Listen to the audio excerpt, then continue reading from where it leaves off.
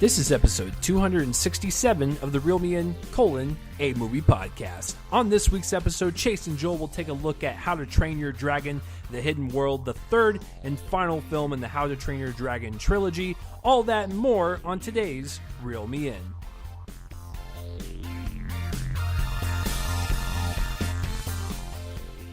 What is going on, everybody, and welcome to another episode of Reel Me In, a movie podcast. I am Chase Lee, one of your co-hosts that's going to help you steer this ship into the never-ending land of podcast, or the hidden world of podcast, to tie into the theme today. And yes, as you guys heard in the intro, what we'll be doing today is talking about How to Train Your Dragon, The Hidden World, the final film in this franchise. I never thought I get to say, trilogy. It came out in 2010. I didn't think it would get to this level, but I'm glad it did. And of course, we'll go over some trailers and some news, and Joel will have a special segment since he will not be doing any extra reviews. Before, speaking of Joel, before I throw it over to him, if you guys could, help spread this podcast around and, share it, download it, all that stuff, and, spread it around and let people know this is your favorite movie podcast to listen to, we would greatly appreciate it, because Joel and I love to see this little community grow, and hopefully we can get some more listeners. But if you're new to the show, what we typically do is we'll go over some trailers and news and the weekly releases, or if something is kind of dead in the water on releases, then we'll pick something else and we'll kind of mix it up for you guys. But that's typically what we do. And if you're a returning listener, welcome back. Joel, how are we doing this week? This is our Super Bowl week, even though this year's a little different with the Oscars, but this is the final episode that's going to air like a day before the Oscars. So we don't really know what is going to happen with the ceremony, so, considering it's kind of like a cluster F this year. But this is definitely our Super Bowl of our industry, and so I'm excited to see what happens either way. But it will be sad that we won't be covering it, but I will still probably have strong reactions regardless. I'm sure Joel will as well. So speaking of Joel, how are we doing this week, and what's been going on in your world, sir? Oh, just work, sale weekend was last weekend. It took a toll, and those always do, just in terms of my exhaustion level. Otherwise, I watched a movie earlier this week called The Adventures of Robin Hood, and this is the 1938 original film. Well, not original film, but one of the original films to tackle the Robin Hood, legend and all of that, and it's absolutely one of the most entertaining things I've ever seen. That thing, seek it out if you have never seen it, because goodness gravy, it is a whole lot of fun. Way ahead of its time in terms of cinematography, editing, staging, execution of action scenes. It feels very modern in that way, just happens to have been made in 1938 and on Technicolor film. And it's great. But anyway, other than that, just kind of watching a bunch of movies and TV shows. I started The Wire this week, finally, the HBO show, which I had, I think, seen half an episode once, but I can't remember how. I don't remember what the circumstance was, but anyway, I'm about 4 or 5 episodes in, really enjoying that. I'm trying to get into some of this.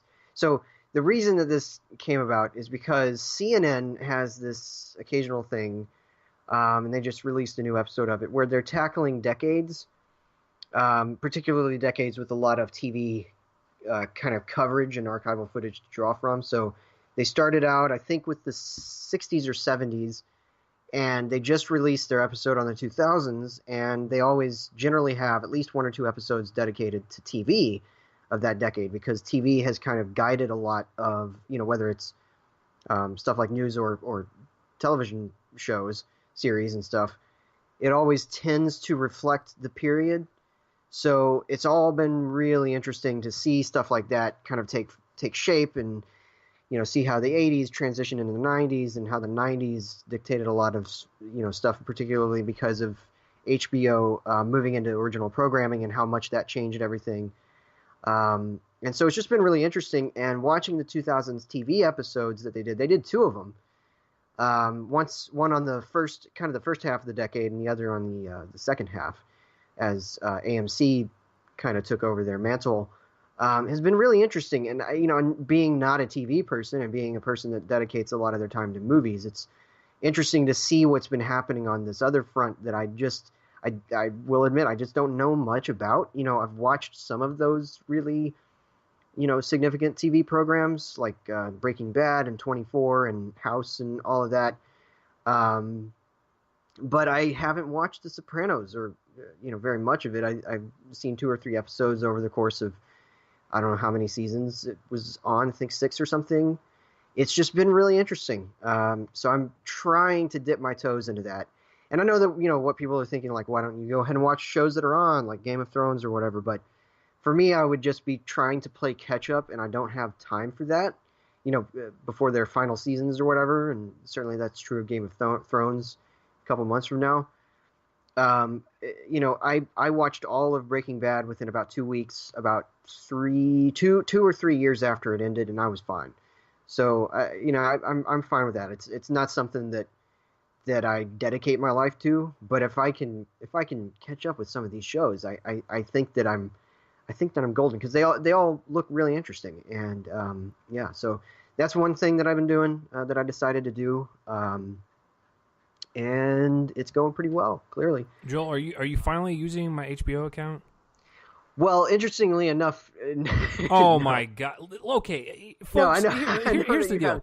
I remember when I approached Joel and I said, Joel, would you, as a friend, I just want to give the gift of giving, right? So I'm like, Joel, would you like access to my HBO Now account? I'm just friend to friend. I have a lot of people that use it. I would like people to enjoy HBO's content. He's like, yeah, sure. He wanted to watch some stuff, and I think he watched like 10 minutes of one episode one time. And now I'm hearing this news that he's getting his availability for these episodes somewhere else, and it, quite frankly, hurts me. It hurts my soul, Joel. So, Joel, where are you getting these episodes now? All of The Wire and all of The Sopranos are on Prime, Amazon Prime. So I hate you. Get out of here.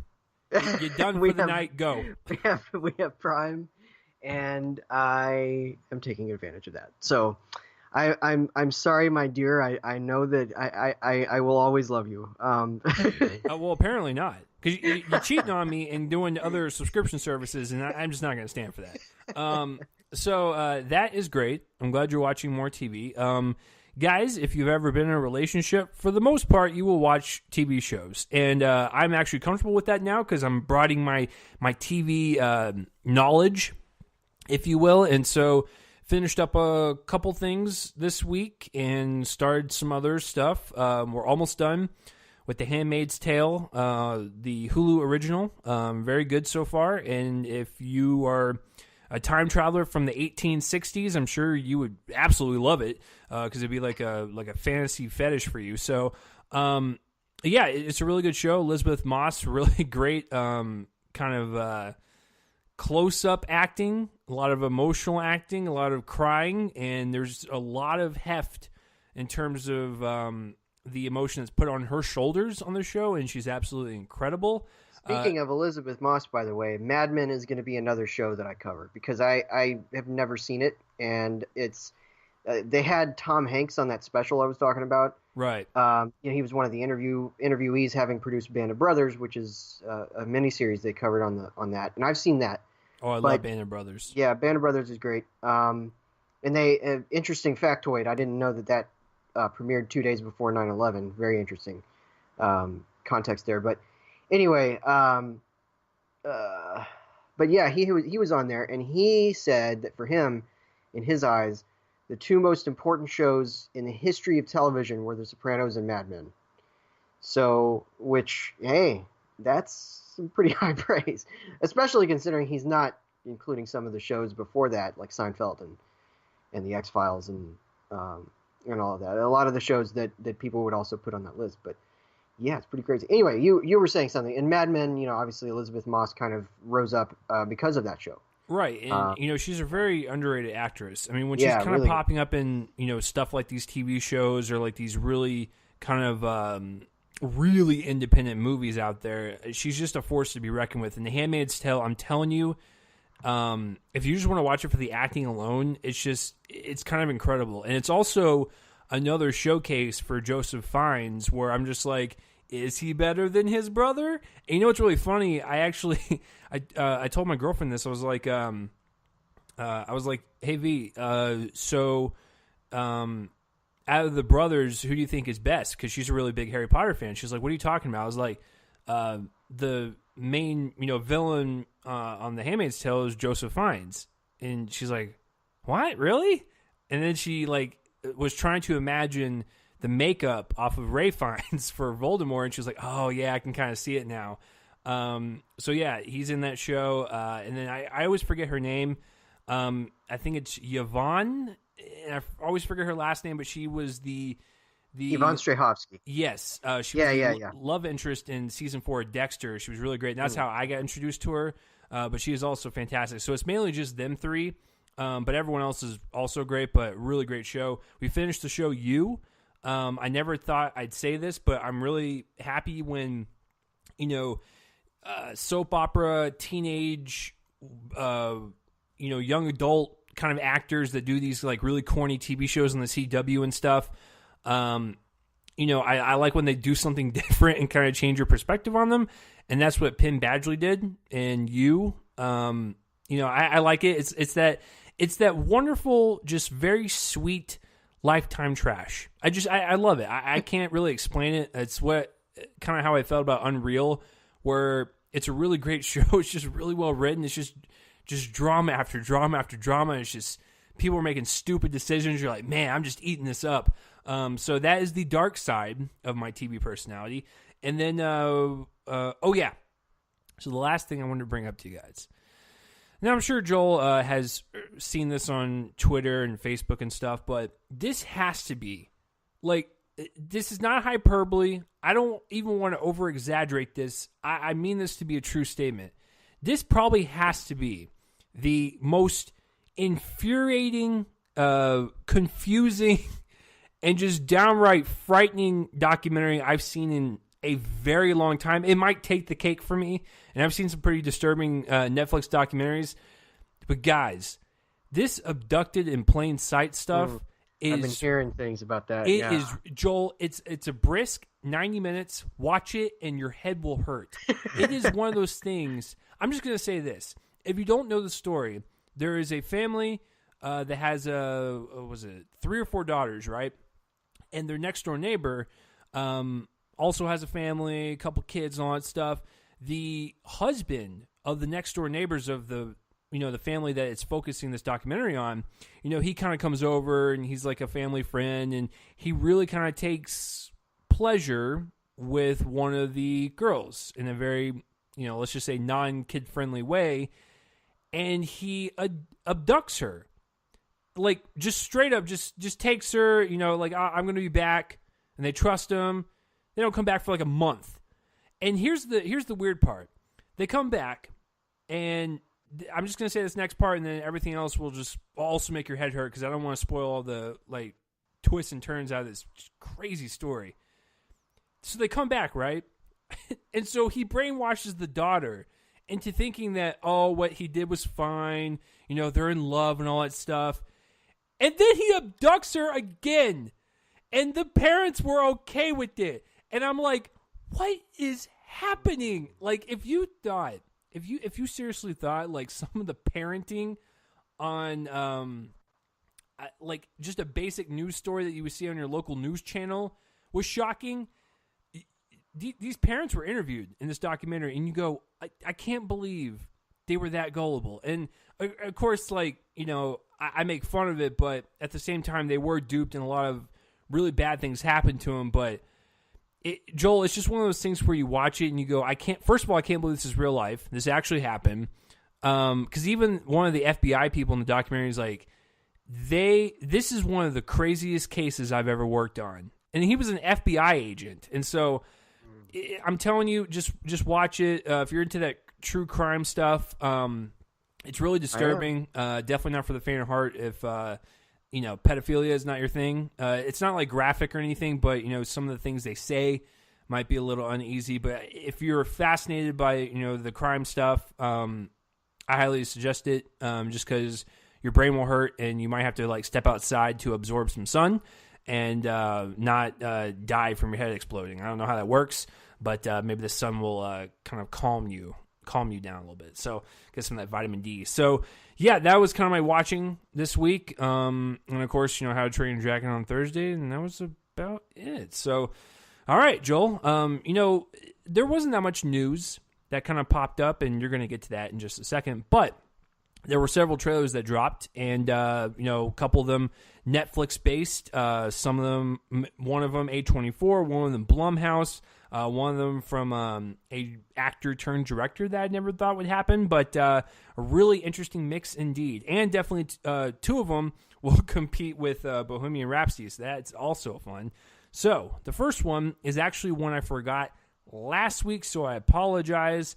I had it in my notes because I saw it like the day before we recorded, and I was like, I can't believe I forgot that, so I moved it to this week.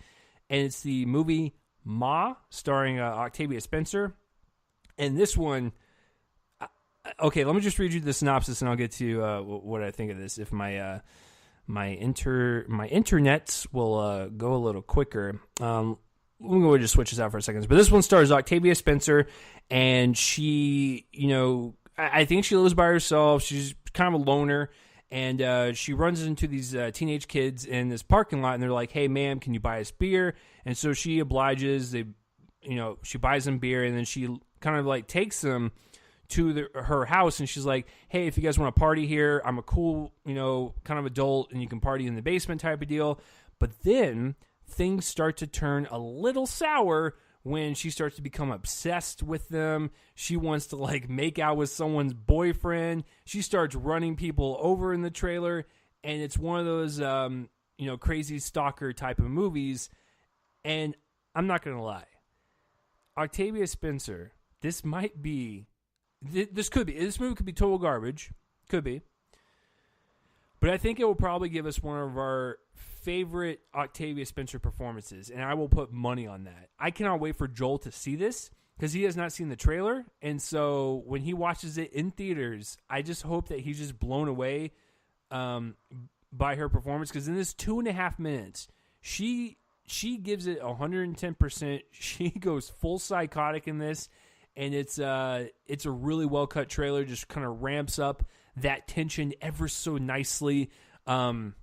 Juliette Lewis is in this, nice little addition. I don't recognize any of the kids. I'm sure my girlfriend would, because she watches a lot of teen shows and stuff, so I'm sure she recognizes one of them. But yeah, really well done, kind of suspenseful thriller trailer, and oh man, Octavia Spencer really kind of goes for it. Something different that we kind of seen from her. We've really never seen her take a really prominent villain role like this. And, this one comes from Blumhouse. And, between this and Us and It Chapter 2, I mean, there's just a lot of movies with, the two letters in their name. So it's a great year for that, I guess. Maybe Blumhouse's next one will be If. I don't know. So that terrible joke. We can all move on. All right. So the next trailer. There's a movie from the 60s, I think, starring Malcolm McDowell called If, followed by an ellipsis.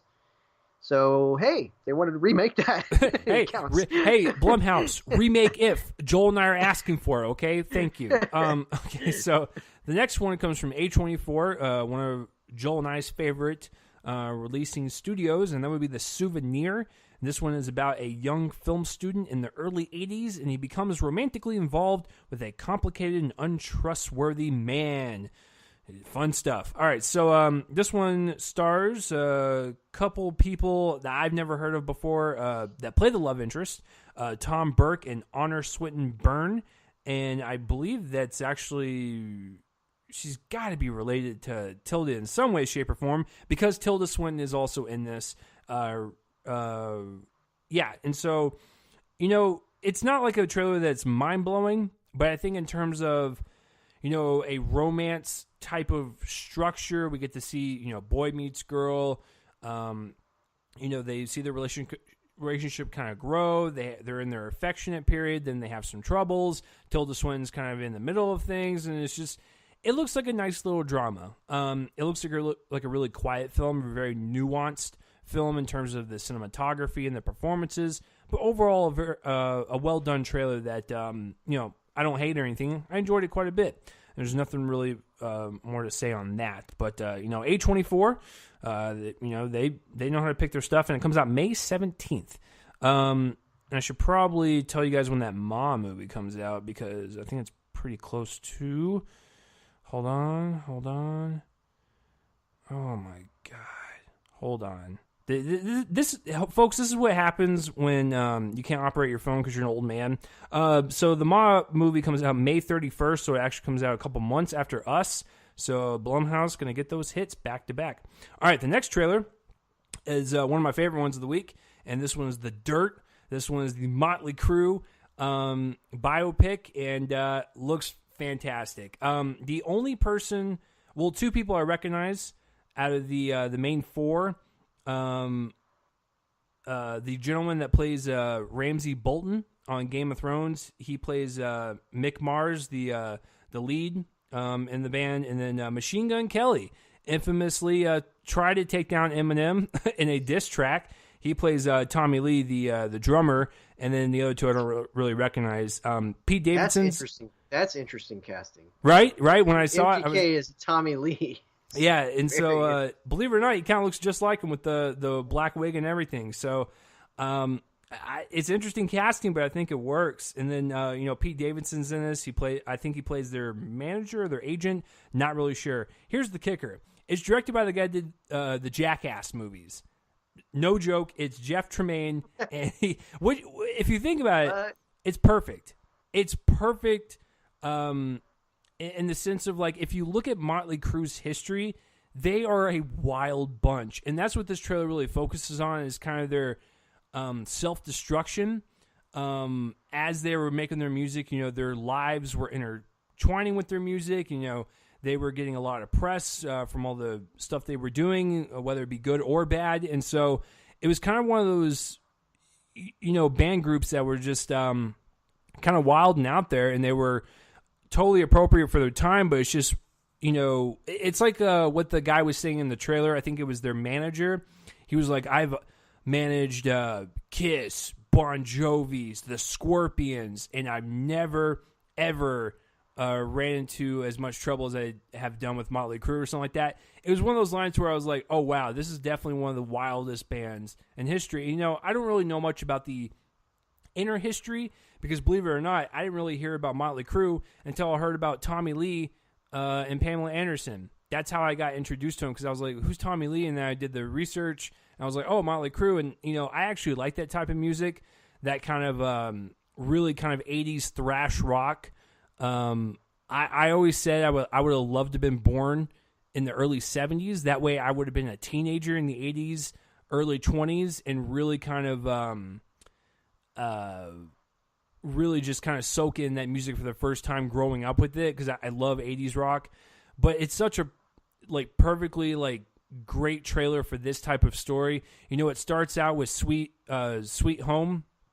I believe that's the song title. It's kind of really piano heavy. It's like a really calming type of opening to your trailer. It's like, this person came from this background. They all came together and made music, and then right in the I think the 30-second mark is when they start Kickstart My Heart, and it's such the perfect song for this band, because that is an adrenaline punch of a song. It's very guitar driven. It's very fast, and it just really adds to the energy to the trailer. So I really like that. So really well done, and it kind of looks like a crazy time. Like, we're gonna get to see the antics of these people while also getting to know the struggles that they had to go with, in the public limelight.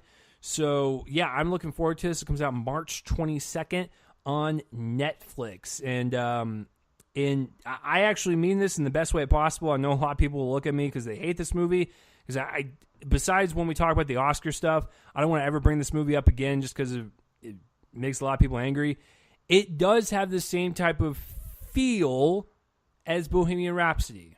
I'm not saying that the cinematography is good or bad or whatever. I'm just saying, just the overall feeling of it that I got from the trailer, it kind of reminded me of Bohemian Rhapsody. Now, obviously, there's not going to be a Live Aid sequence because Motley Crue really never did anything like that. But in terms of feeling, I got that sense. So sue me.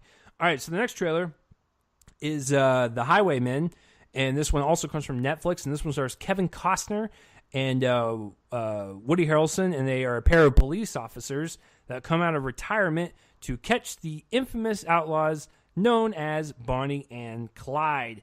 What a great premise. Can you imagine, Joel, if you're one of those officers back in the day, you're like, oh man, I'm going to hang up the good old badge and gun, and then like a week later, you hear about Bonnie and Clyde, you're like, I kind of want to come out of retirement for this. And that's what the trailer kind of gives off. And it kind of has that Bonnie and Clyde flavor with the production design, the costumes, and the cars and everything. You can feel that era permeating through the screen. And, Costner and Harrelson are a great match together.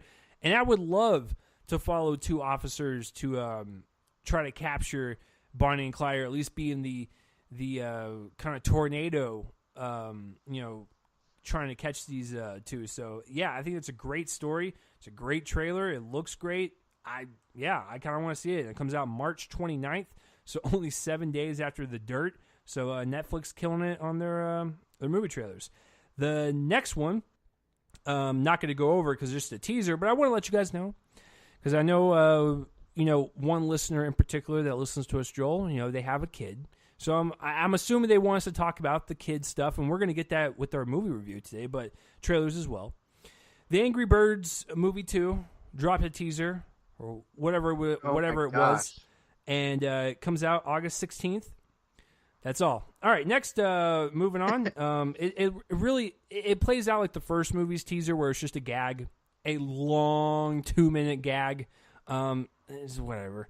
Okay, the next one, which is going to rival in terms of box office and awards glory, is Rocket Man, the Elton John biopic. And this one, Taron Egerton plays him. And I thought that what they did really perfectly, what Paramount did, was they released a featurette, I believe, like a day before the trailer. And the featurette was one of the producers or the director, I forgot who it was, but they were, talking about Taron and how he sung all the songs in the movie.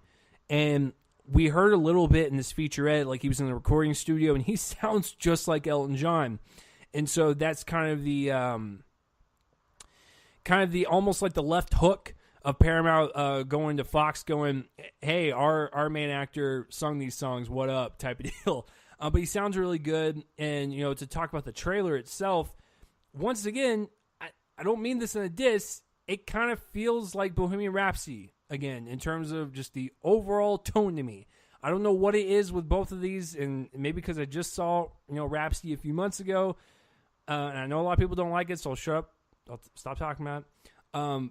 But they also kind of sort of come from the same director, right? So it's Dexter Fletcher took over from Singer, and now he's he directed this one. So. And that's what I was going to get to, is that it kind of has that look because of the same director for the most part. Fletcher came in, did the kind of back half of production and kind of the post production, but yeah, so it kind of looks like that. I'm fine with that. Taron Egerton looks great. He needs a win right now, especially after that huge bomb that was Robin Hood. So yeah, Elton John is just one of these characters that when he gets on stage, he is a performer. He was, kind of reminded me a lot of like a Freddie Mercury. Didn't move around as much, but he still had that showman presence, always dressed in outfits that catches your eye. He was really good at what he did. And, with Taron Egerton singing everything in this movie, it just adds that extra like bonus value where you just go, okay, now I can't really wait for this movie. Because, when we heard about it, we're like, oh, cool, an Elton John movie's coming. It makes sense. It was going to happen either way.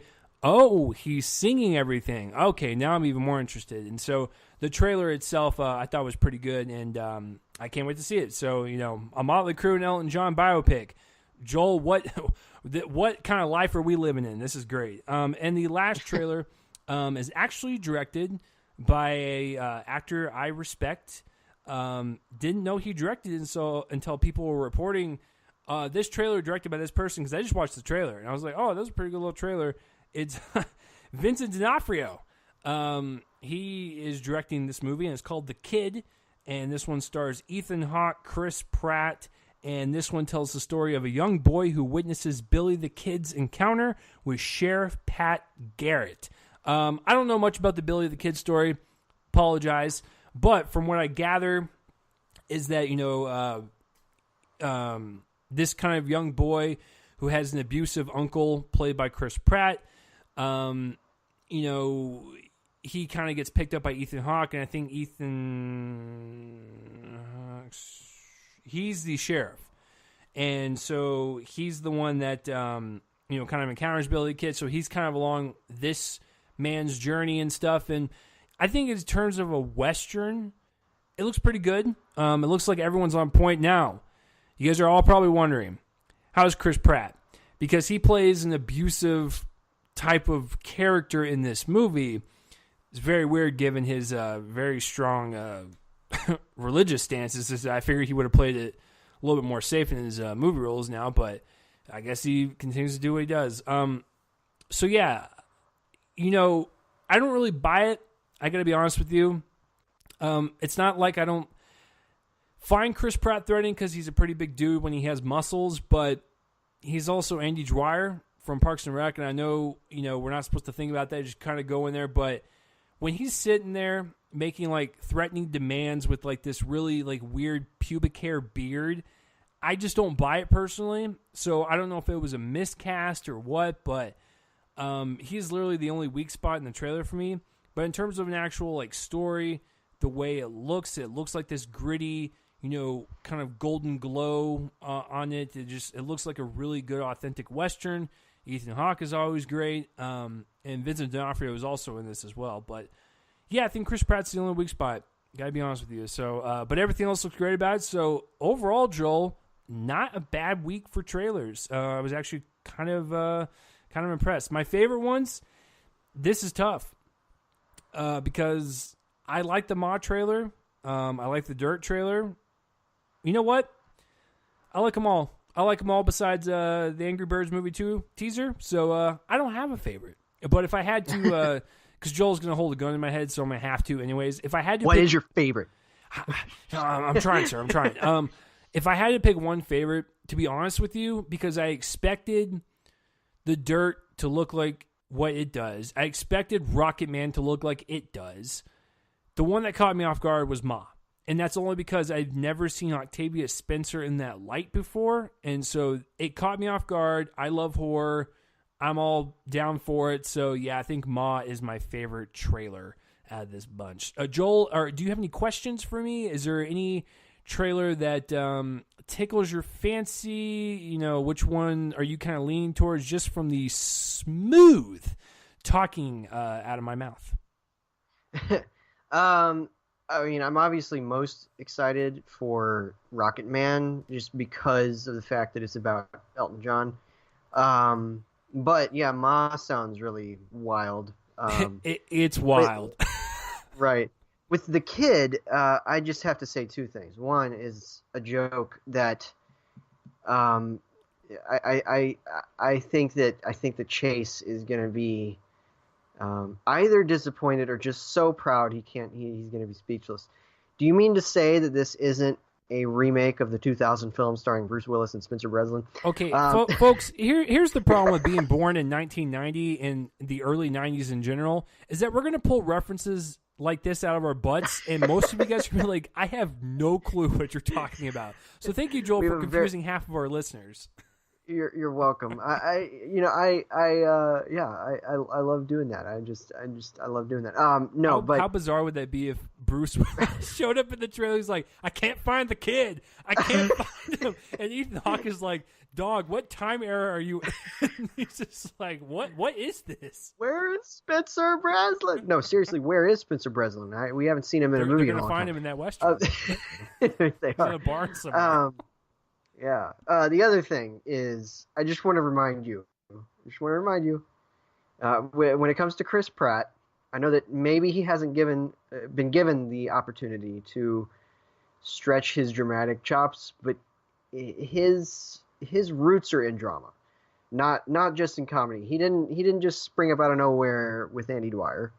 And I understand that. My whole point is I could care less about the drama aspect. It's the threatening presence, because he's supposed to play like this abusive alcoholic uncle that like he really destroys his kid. I just don't buy it, given the deliverance that I saw just from the small amount in that trailer. Right. It'll be interesting just because he hasn't done that before, and so it'll be interesting to see if he can pull something like that off. I'm excited to see if that does happen. And D'Onofrio, however you say his last name, has only directed one movie other than this, and it was a very small horror musical. Believe it or not.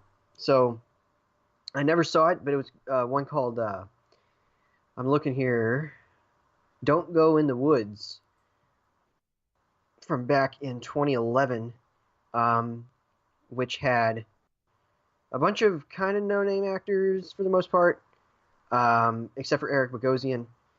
But it'd be interesting to see him kind of break into the big time. But yeah, it's a horror musical, so interesting thing to for him to direct for the first time. But yeah, I'm glad that it was a good week. I had no idea that Angry Birds 2. I don't even think I knew it was coming out. I don't remember us covering that. I probably, if it did happen, sometime within the last couple of years that they announced that, then I probably ignored the piece of news and decided not to cover it, which I wouldn't be surprised if that happened. But yeah, wow. Joel suffers from this beautiful thing that I suffer from occasionally: selective memory. So when something like comes into your eye sockets or your ear canals, and like you hear something or see something, you're just like, I'm just not going to really remember that after today, and then you selectively block it, and then you just bury it deep down into your brain, and then it just will creep up into like in a nightmare one night. So that's how it works. Yeah, you'll eventually just you'll eventually enter a denial period where you just don't believe that thing's happening, and then right. It's a whole process. If you guys have never experienced it, it's pretty fantastic, especially when Sony comes out with other stuff like the Emoji Movie and all that stuff. They're on a roll with selective memory movies, but then they'll knock it out of the park with Spider-Man. So I have a love-hate relationship with them, and I hate that.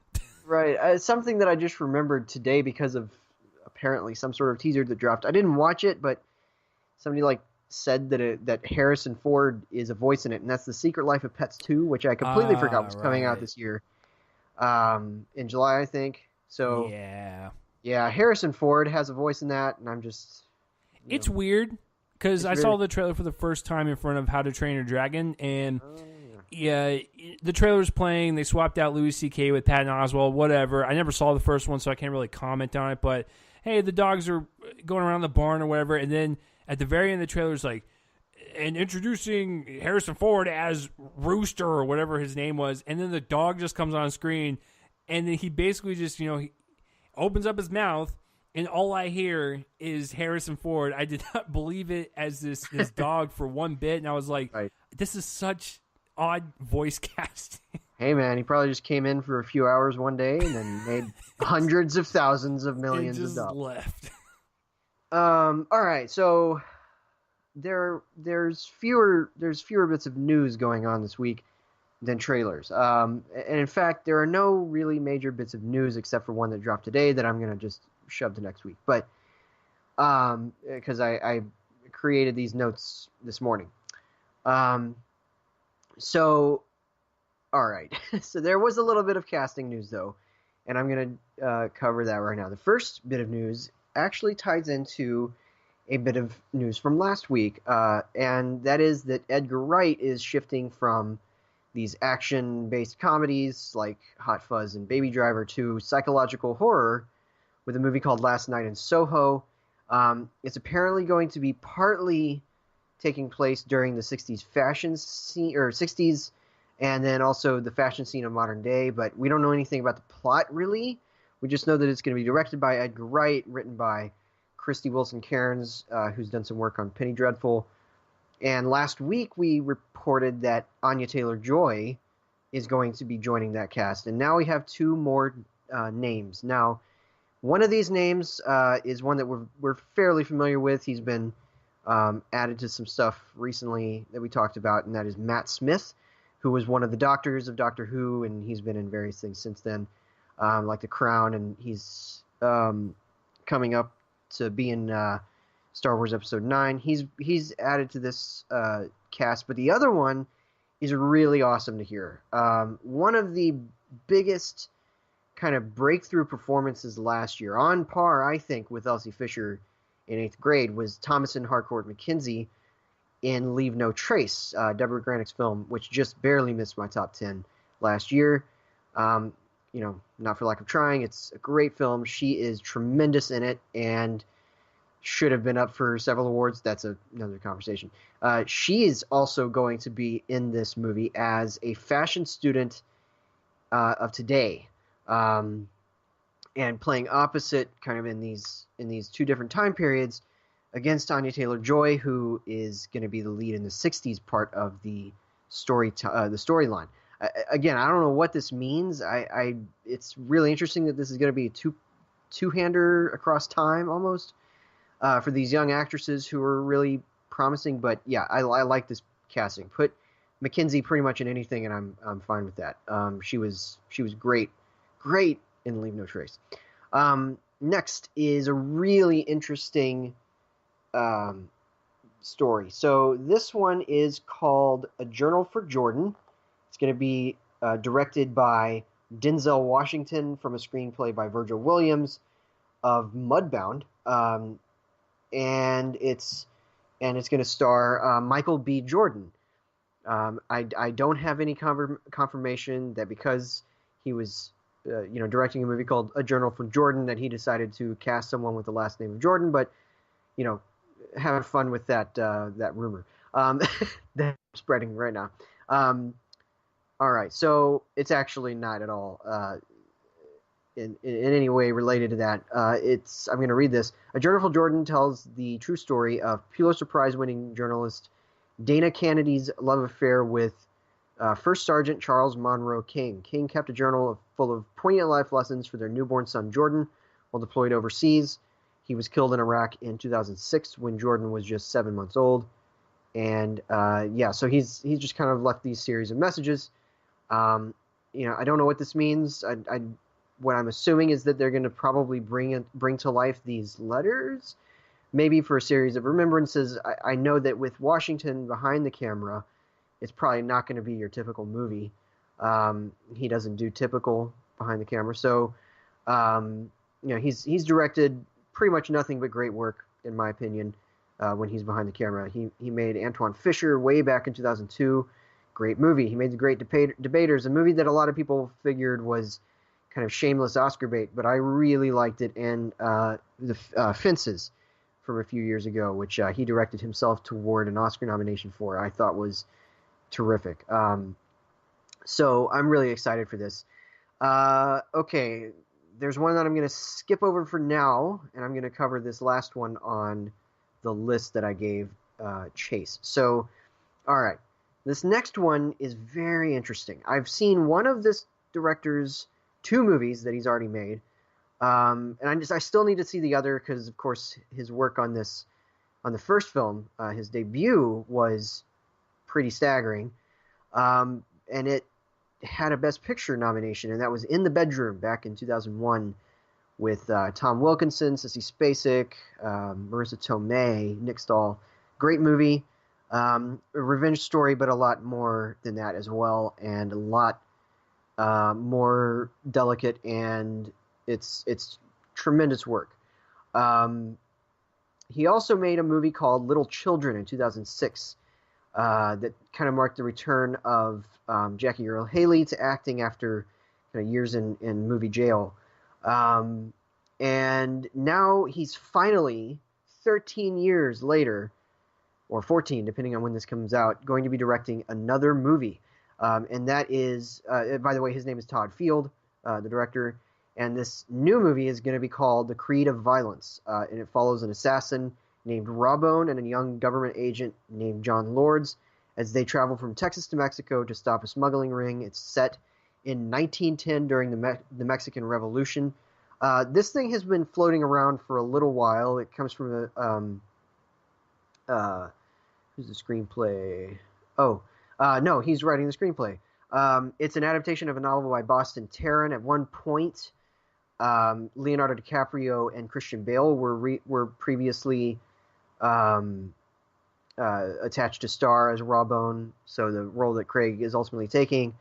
And yeah, it's really interesting. Certainly, a pretty neat little project for Field to come back into directing, because I don't think he's done anything of significance since Little Children. He tried to have a Showtime series with Craig called Purity, but that never really happened. And so this is going to be the first thing he's really worked on that's happened since Little Children back in 2006. Hard to believe.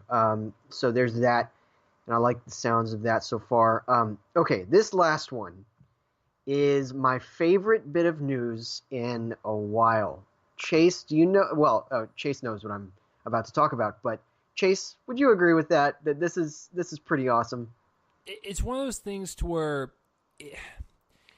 like, you get hit with like a truck, and you're like, "Wow, that really hurt." I don't know how to feel about this situation. And then like the truck is like, I don't know, like a bank vault or something. You're like, okay, I really like this idea of getting hit by this truck.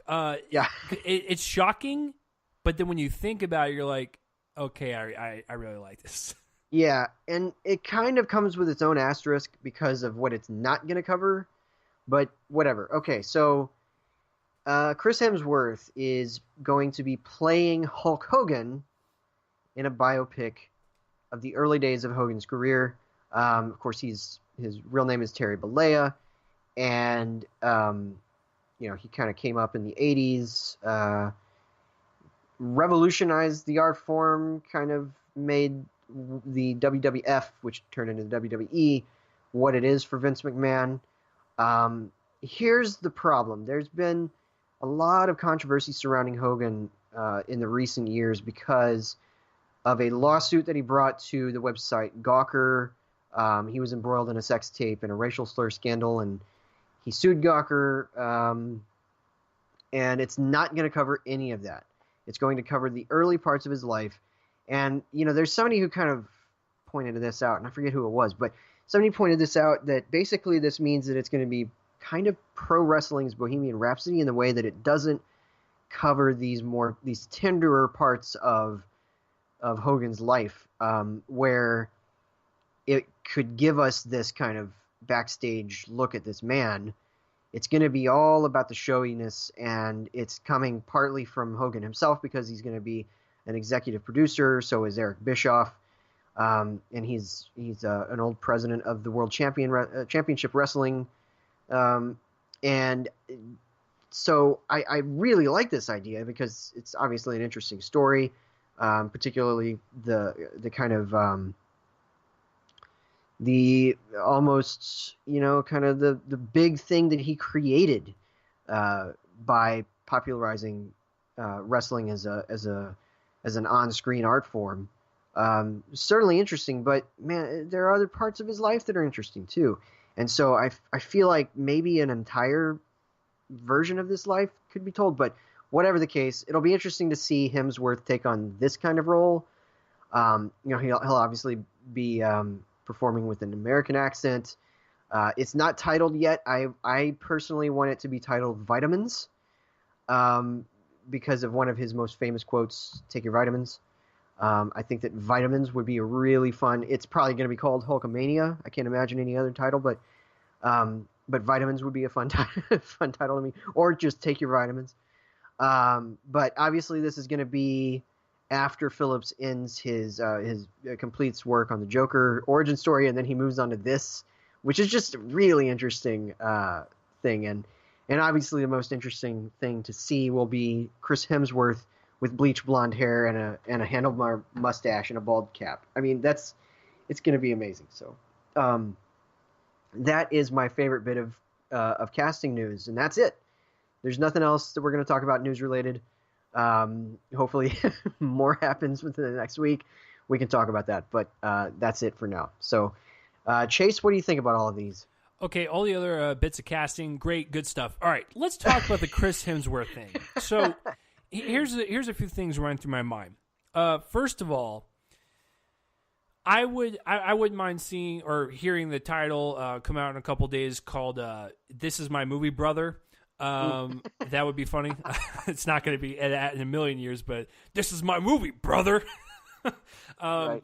Okay, so a couple things. One, this totally makes sense now because I follow Hemsworth on Instagram, right? And so he's done with Avengers. He's done with Men in Black. He is done with, I think, that Netflix movie he did. So he's really got nothing big on his schedule yet. But what I've seen through the past, couple months, he's been working out like crazy. And he's been posting all these videos and stuff. And I'm like, okay, Hemsworth typically works out. This is really no big deal. But he's really kind of amping up the posts in terms of how many he posts up daily. And I'm like, okay, that's interesting. Also, he's going to have to do, not to the extent of Bradley Cooper, but his voice is going to have to pull A Star Is Born almost, and kind of have that almost like deep gruffness, American accent. So it's really hard because, Hemsworth has got an Australian accent. So, I mean, we've seen it before. There's going to have to be a couple of layers of kind of vocal coaching. Right. I mean, this isn't something you can turn on and just be like, oh, I'm doing this American impression. Like, he's really good when he does his American accent. Same with like a Hugh Jackman. But this is a different set of skills like Joel's talking about. He's going to have some type of vocal coach to teach him to not only bring down the octaves a little bit, but also add that kind of dirtiness to his voice and kind of clean up his American accent a bit. So it's going to be a lot of work. And that's why I'm assuming all these workout posts that he's putting on Instagram is actually to beef up again so he can actually be that kind of Hulk Hogan. And I can imagine type. he's also probably knee deep in all of that vocal coaching, but you're totally right because there's sort of a feature of Hulk Hogan's voice is this idea that he always needs to clear his throat almost. Right. Not like there's a frog in it or whatever sounding, but there's almost a rasp to it that is going to be interesting to see him get coached on that, because that takes some physiological changes to whatever, because he does not have that. He has a very, very smooth sounding voice that doesn't do that. He knows his way around dialogue, and he knows, and he's just, it doesn't rasp like that. So it's going to be very interesting to see him go into that low growl. Well, Joel, would you agree with me? Like, I think capturing the voice is probably the most important thing. Yeah. Oh yeah, absolutely. I mean, because he can beef up any time. It's Chris Hemsworth. He can pull the wigs off and everything, but the voice is going to be. It might even be harder for him than Bradley Cooper was for Bradley Cooper to kind of take on Sam Elliott's voice, because Sam Elliott's just got a deep voice. Like he has the smooth thing. With Hogan, again, it's just this idea that almost all of these years of screaming, which is a lot of what you have to do on the stage with the performance art that is wrestling. You have to scream a lot, and with a lot of these wrestlers, even that have broken into the acting business, you even hear it a little bit in Dave Bautista's voice, that it's kind of taken its toll on the vocal cords. And for Hogan, it's a lot of that. And he's also just a bulky guy in general. He's always had that low voice. And, maybe his vocal cords aren't as strong as some other people. So it's just kind of taken its toll on almost his throat in a way, and so it's just a very specific kind of sound. You know, the deep voice won't be the problem. It's gonna be this. It's gonna be this growl that he has that I think is gonna be very, very interesting as a challenge. Now, of course, the question becomes, you know, Chris Hemsworth can grow a beard like nobody else. He's been, you know, he's grown every bit of facial hair he's ever had, and also every bit of head hair. So, will he grow a handlebar mustache for this? I think he will, because wasn't the mustache in El Royale, wasn't that real? Yeah, it was. Yes, that's right. It so was if he real. could just outgrow that, it's perfect. Yeah, exactly. Yeah, just make it really, really like don't even trim it, because you know some people will just kind of trim the top off of it or whatever. You know, keep it there, but kind of keep it shortened. Just don't trim it and then bleach it blonde. It'd be perfect, because that is one gigantic bit of facial hair. Yeah, it is. It's great. Yeah. So it should be interesting. Should be interesting. All right, guys. So the kind of the challenge that was presented to me when creating the notes this week was the slow realization that I had no bit of news to talk about, like genuine industry or entertainment news beyond casting. And I always like to put those together because, you know, we did it a certain way for a long time, and we were always kind of separating them out, and I was just like, no longer. I'm just going to put them all in here. So that's just where everything fell, was in something called the Casting Corner. And so, you know, I was just like, well, okay, so I don't want to just talk about this, and then I wasn't going to be able to do my extra review that I had planned, because the movie decided to open today instead of last Friday. And anyway, so I wasn't going to be able to see it. You know, this would be a really short episode, and I don't want to do an episode that short. So, you know, we might potentially be almost done by now. And I don't want that to happen, because I want to give a little bit of meat. And I was like, you know what? Okay, we didn't really have as much time as I wanted to this year to plan special episodes like the memo to the Academy and the if we picked a winners thing. It just wasn't going to happen. It was a busy period of time the last couple months, and we've had a lot of stuff happen, and delays and all of that, and I just didn't want to work around any sort of schedules. So I was just like, well, this year we're going to scrap them. But guess what? Today's a pretty light day, so let's go ahead and do at least some of this. And I want Chase and I to go through the top 8 categories of the Oscars, this week's Oscars, and talk about what we think will win, and what we think should win, and what we think was ignored in each of those categories. Now, the top 8, I mean the Screenplay Awards, the Acting Awards, Director, and Picture.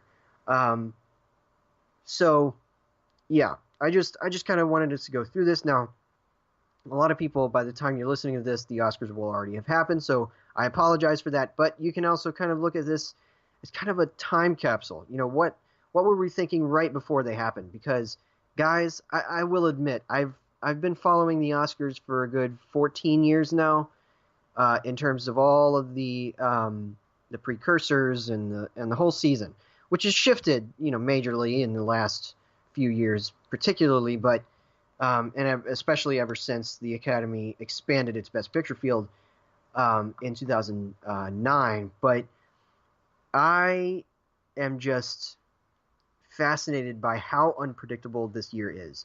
I can tell you right now, even though we're going to name what we think will win Best Picture in a few minutes, I have no idea what's going to win Best Picture. This is a really tough year, but we'll get to that in a little bit. I think that I'm going to go ahead and have us start with Best Adapted Screenplay. Now, for a reminder, here are the nominees: The Ballad of Buster Scruggs, Black Klansman, Can You Ever Forgive Me, If Beale Street Could Talk, and A Star Is Born. Now, if I'm going to put my money on a movie that will win this award, I think it's going to be the one that has the most obvious other nominations present. And so that kind of whittles it down to 2, because as strong as The Ballad of Buster Scruggs, Can You Ever Forgive Me, and If Beale Street Could Talk are, as movies, they don't have these other kinds of awards to be an obvious winner. I think that if something could take it away from what I think is going to win, it's going to be Can You Ever Forgive Me?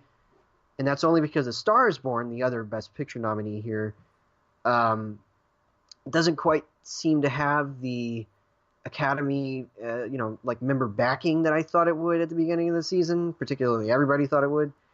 So I think that Black Klansman is going to win this award. I think it's going to be going to Spike Lee and his kind of trio of co-writers here: Charlie Wachtel, David Rabinowitz, and Kevin Wilmot. They were adapting the book by Ron Stallworth, and they did a really fantastic job. And in fact, alongside the fact that I think this will win, I think it also should win. I think it's the best film nominated here, and it's the best screenplay nominated here. I think it's fantastic work.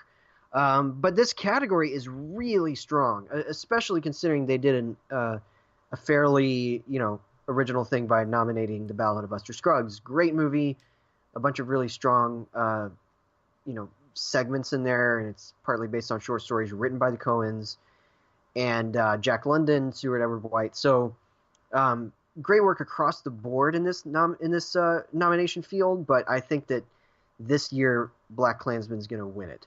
And it should, too, I think. Now, what do I think should have been here? I don't know what it would have replaced, because it's a pretty impressive collection of movies here, but I think that Widows absolutely should have been nominated in this category. Great piece of genre screenwriting, and also incorporating a lot of elements of kind of sociological elements in the background, making Chicago, this particular part of Chicago, this particular ward of Chicago, seems specific to this particular story, even though it's based on a London-based television series.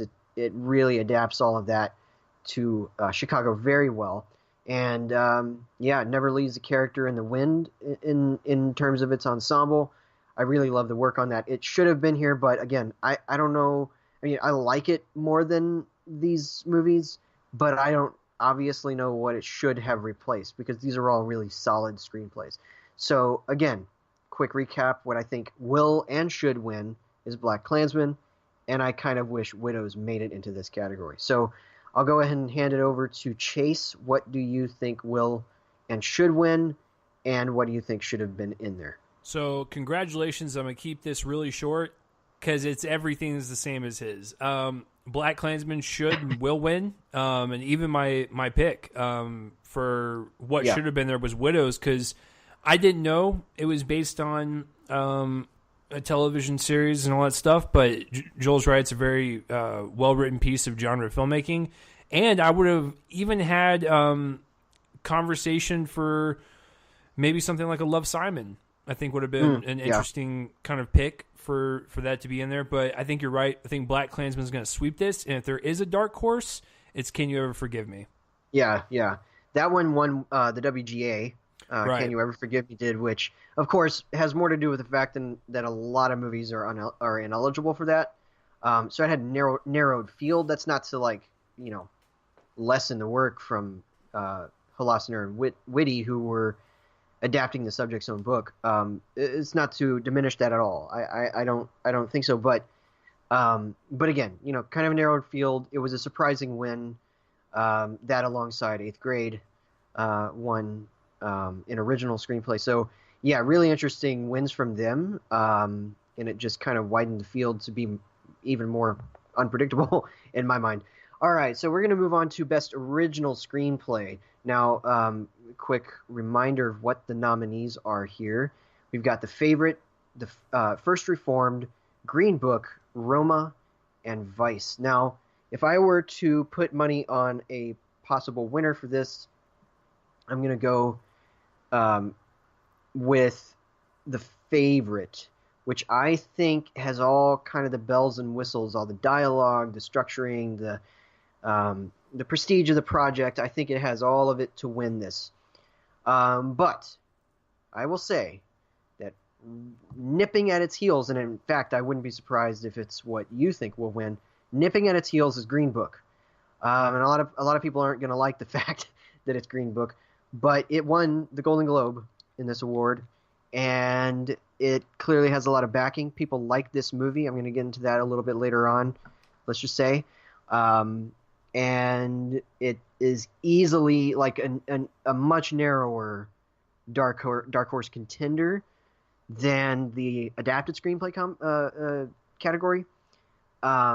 So I would say just watch out for Green Book, but right now I just think that the most obvious winner here for its writerly kind of thing going on is The Favorite. I can't imagine them going with anything else. What do I want to win? I'm a weirdo. I'm a total strange, weird, odd person, and I want Adam McKay to win for Vice because that may very well be my screenplay of the year. I think it is a bold piece of inventive kind of tabloid kind of tabloid mixed with just kind of ripped from the headlines versus very kind of tender human look at a terrible person. I think it's a wonderful screenplay. It killed me. I love that movie. It was my number 2 last year, and thus, the fact that it's the highest kind of placement, the highest placement of a movie on this list for me just makes it the obvious, my personal choice for what should win, or for what should have been here, I should say. For sure, I'm sorry, for what should win, yes. So, yeah, I want that to win. Now, what do I think should be here? I definitely know Chase's choice, and I'll let him get to that in a second. At least I think I do. At least I think I know. But for me, it was my pick for the best film of the year last year, and that's Shoplifters, which I think is an incredibly compassionate screenplay, compassionate piece of storytelling that kind of looked at this family living right on the edge of poverty in Tokyo, in the outskirts of Tokyo, and didn't focus on its plot as a source of drama so much as it just kind of observed and allowed the family to be human, and that includes all the goofball tendencies and all the tragic tendencies that come with humanity. I think that it is some of the best dialogue written, and I know that a screenplay isn't just dialogue, but it's a big part of it, especially when it's a screenplay as generally quiet as Shoplifters is. But I think it's a tremendous piece of writing, and yeah, so that's what I think. So, kind of a brief recap: I think that The Favorite is going to win. I want Vice to win, and I think Shoplifters should have been here maybe instead of Green Book. So, Chase, take it away. So here's where my brain is kind of rattling. I actually agree with Joel. I think The Favorite will win this, and it's going to be its only big win of the night. As much as I hate that, it's the reality. Now, it's 3 big categories that it has, besides acting and directing, all that stuff, that it might have had a chance in, but it's just not going to happen, is cinematography and editing. Now, here's what I think will happen, just jumping to editing real quick, and this is why I think The Favorite's going to get this, is because I think Vice is actually going to take the editing award. And I think that's going to be, where they split, kind of, yeah. Right. And so I think The Favorite will land in Best Original Screenplay, and I will bet like 90% of it, but Green Book is the other 10%. I think, like Joel said, it's a very well-known crowd pleaser at this point, and I already know what he's thinking when we get to Best Picture. But yeah, I think The Favorite's going to take away with this, and it's going to be its only big win of the night. And it might get production design and costuming and stuff, but for the most part, it might be its only win, to be honest with you, but it's most likely win out of everything. The ones that I wish were in there, I only have 3 of them. there could have been an argument for eighth grade, but I think it just would have been crushed. I would have personally, if I had to swap one out of the 5, Green Book, put that in there. I would also do a Hereditary.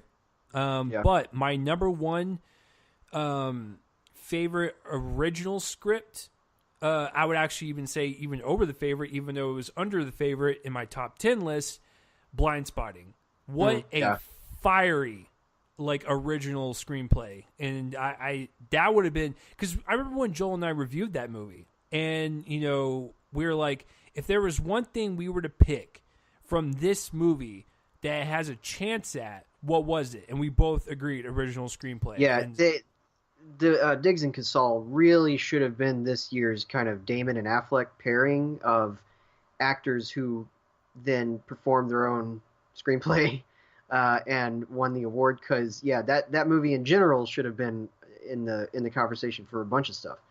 I feel bad for not saying that it should have been here, but of course I have to kind of stump for my favorite movie of last year a bit. Blind Spotting is absolutely one of the better screenplays last year, and I totally agree with that. So, which one would you have wanted to win here?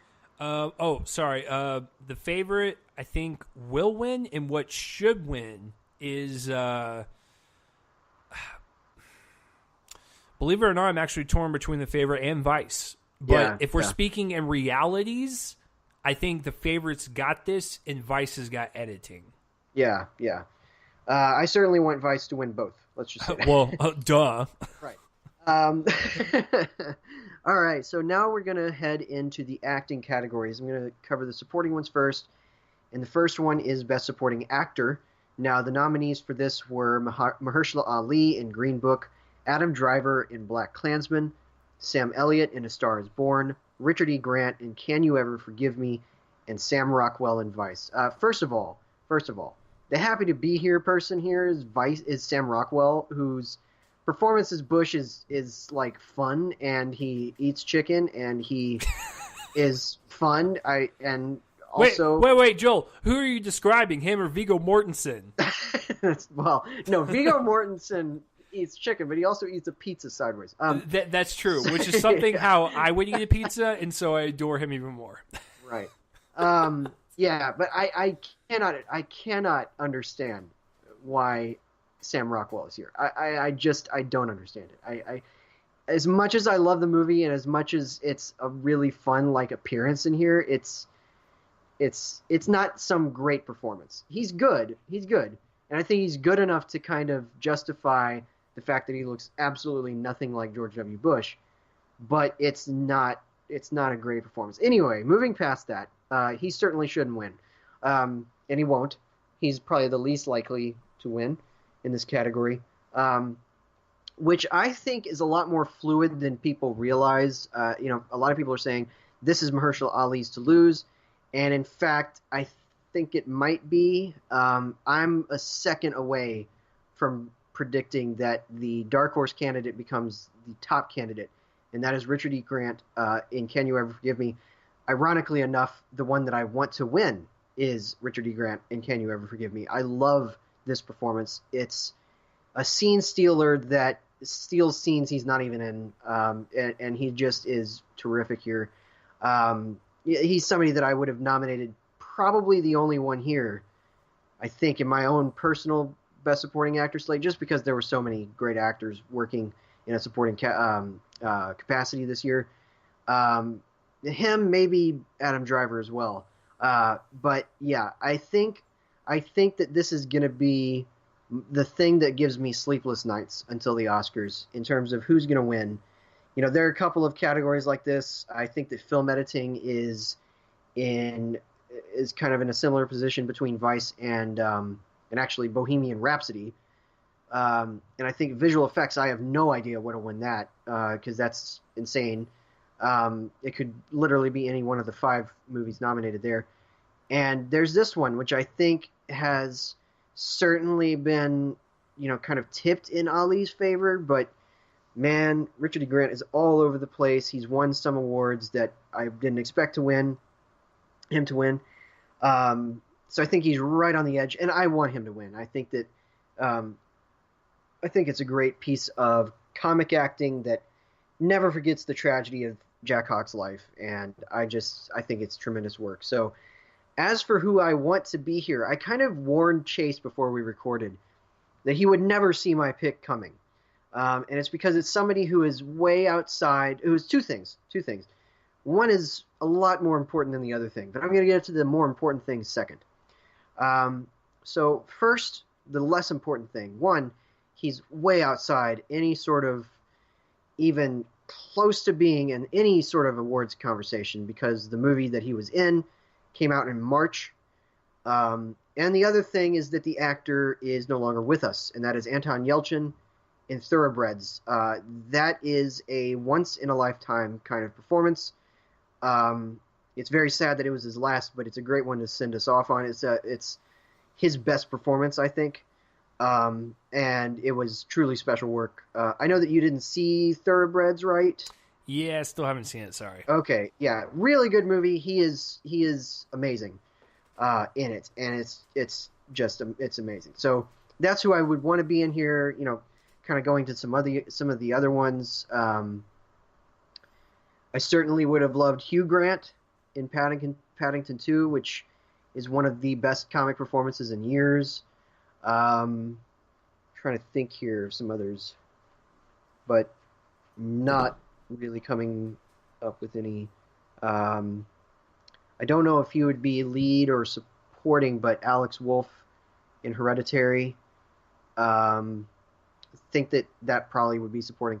Anyway, yeah. So strong, pretty good category. Whatever. I think that Ali's going to win. I'm still gonna put my money on him, but man, it's kind of a deadlock between him and Richard E. Grant. I just keep a watch, guys, because don't be surprised if they call out Grant's name on Sunday night. So yeah.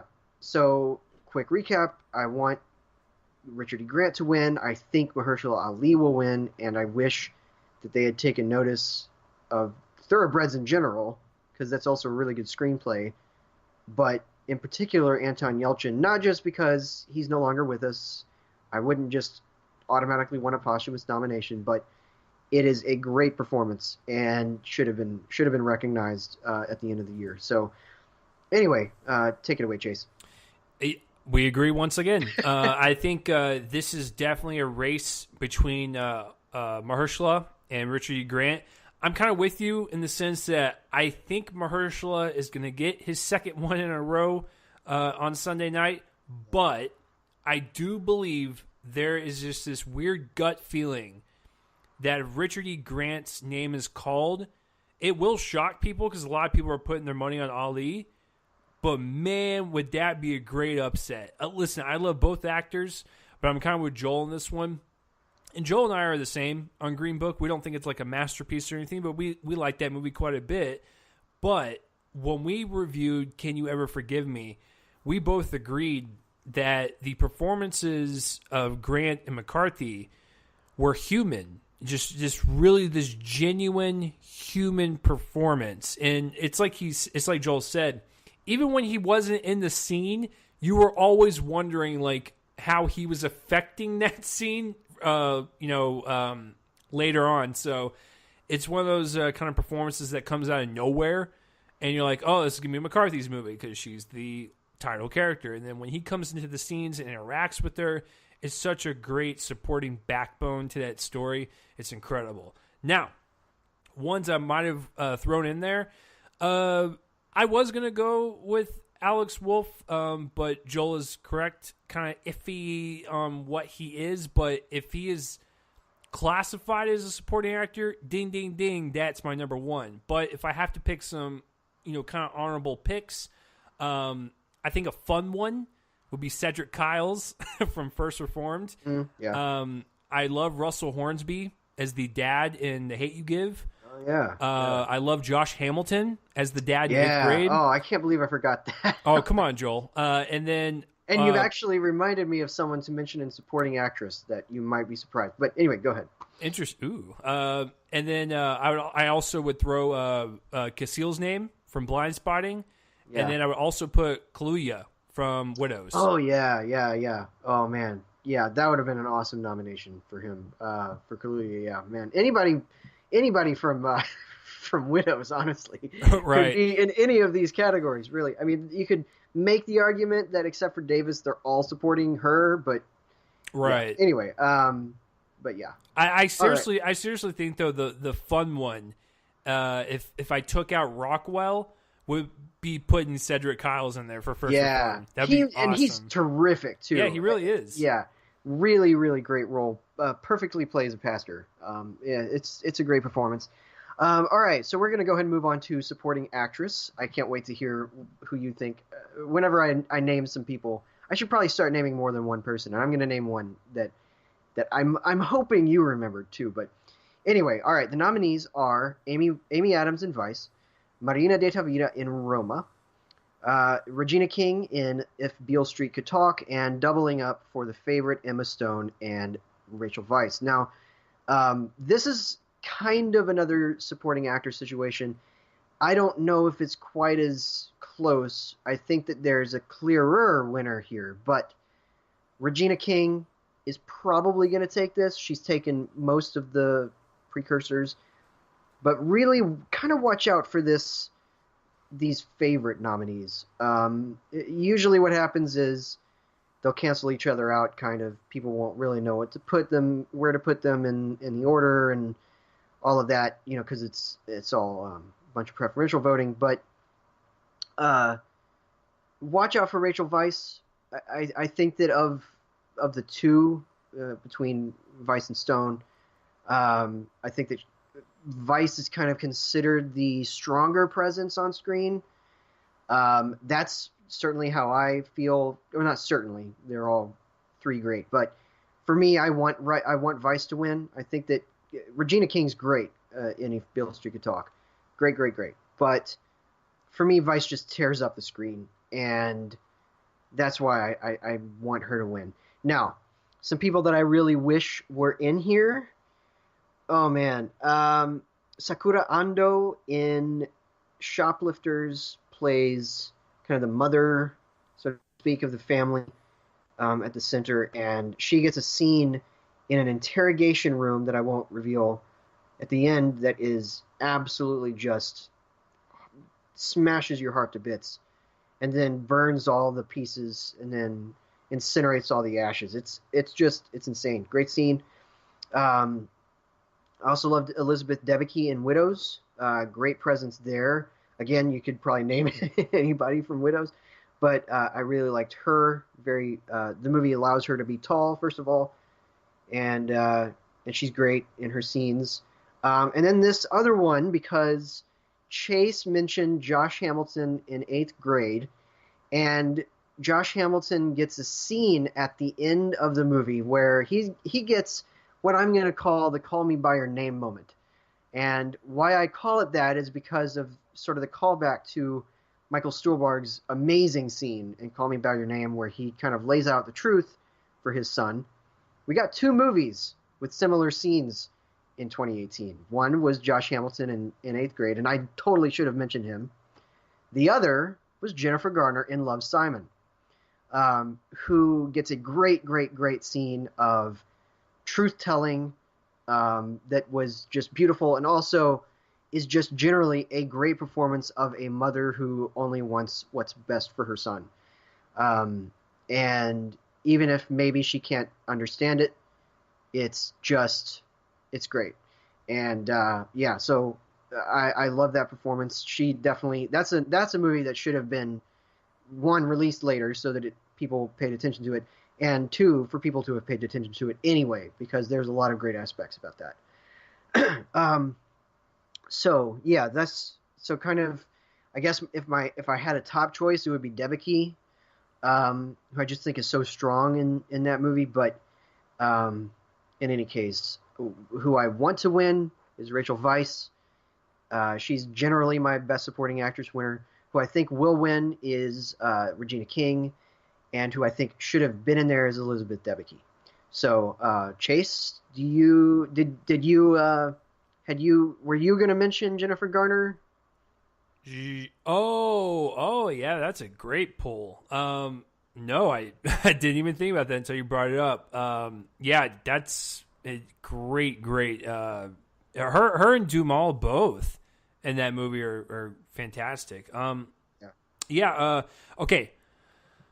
Confession time. It's been about 2 months since Joel and I recorded that episode, and I still have not seen Beale Street. Oh, So that's right. I forgot can't about comment on the Regina King, but guess what? She is the lock. Now, if you want to talk about the ones I have seen, my favorite, I know a lot of people love Vice in the favorite, and I do too, but I actually liked Emma Stone the best. I thought her arc, I mean, they both had great arcs because they both mirrored each other and they went in the opposite direction of what you thought they would, but I thought Emma Stone gave the strong performance. So if my bias were to be thrown out there, which Joel is prompting that question, I would pick Stone as my personal favorite. But let's be real, it's Regina King's award to win, and I actually think the dark horse is Marina de Tavira. Yeah. Yeah, I think a lot of people are writing her off. Does she have a chance? Probably not. But if I had to give a dark horse pick, I think she has probably a 5% chance. And that would be something. I think she has a bigger chance than Amy Adams. I do too. Not to group Amy Adams in with Sam Rockwell's nomination. I think that it's a lot more understandable that Adams was nominated, but yeah, I think that you're right. People are writing her off as being the one that nobody recognizes. But the mere fact that they nominated her suggests something. Correct. And yeah, particularly because it was so completely out of left field almost. And yeah, you're totally right. I completely agree that she's probably maybe fourth on this list. I think that Stone and Vice have a stronger chance than her, but she has a stronger chance than Adams. But I think you're right, though. It's just when you have two performers from the same movie, they basically just cancel each other out. So yeah, and it's kind of unfortunate. People I would have loved to be thrown in there. Claire Foy from First Man. Yeah, I forgot to mention her. Oh man, great. Yeah, it's a great performance. Once again, kind of the backbone to that entire movie, kind of propelling Neil Armstrong to do the things that he does.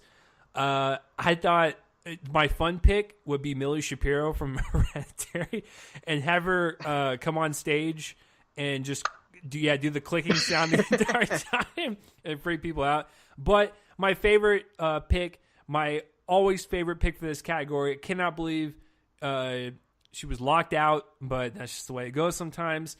It's Elizabeth effing Debicki. Good freaking Lord, I love her in that movie. I don't know who I replace in this category with her, but she was tremendous in Windows. So good. Yeah. Like, because when people think about her, like the masses, they go, "Oh, she's that golden girl from Guardians of the Galaxy Volume 2." And it's like now we get to actually see her do her job in a more powerful way, and she crushed it.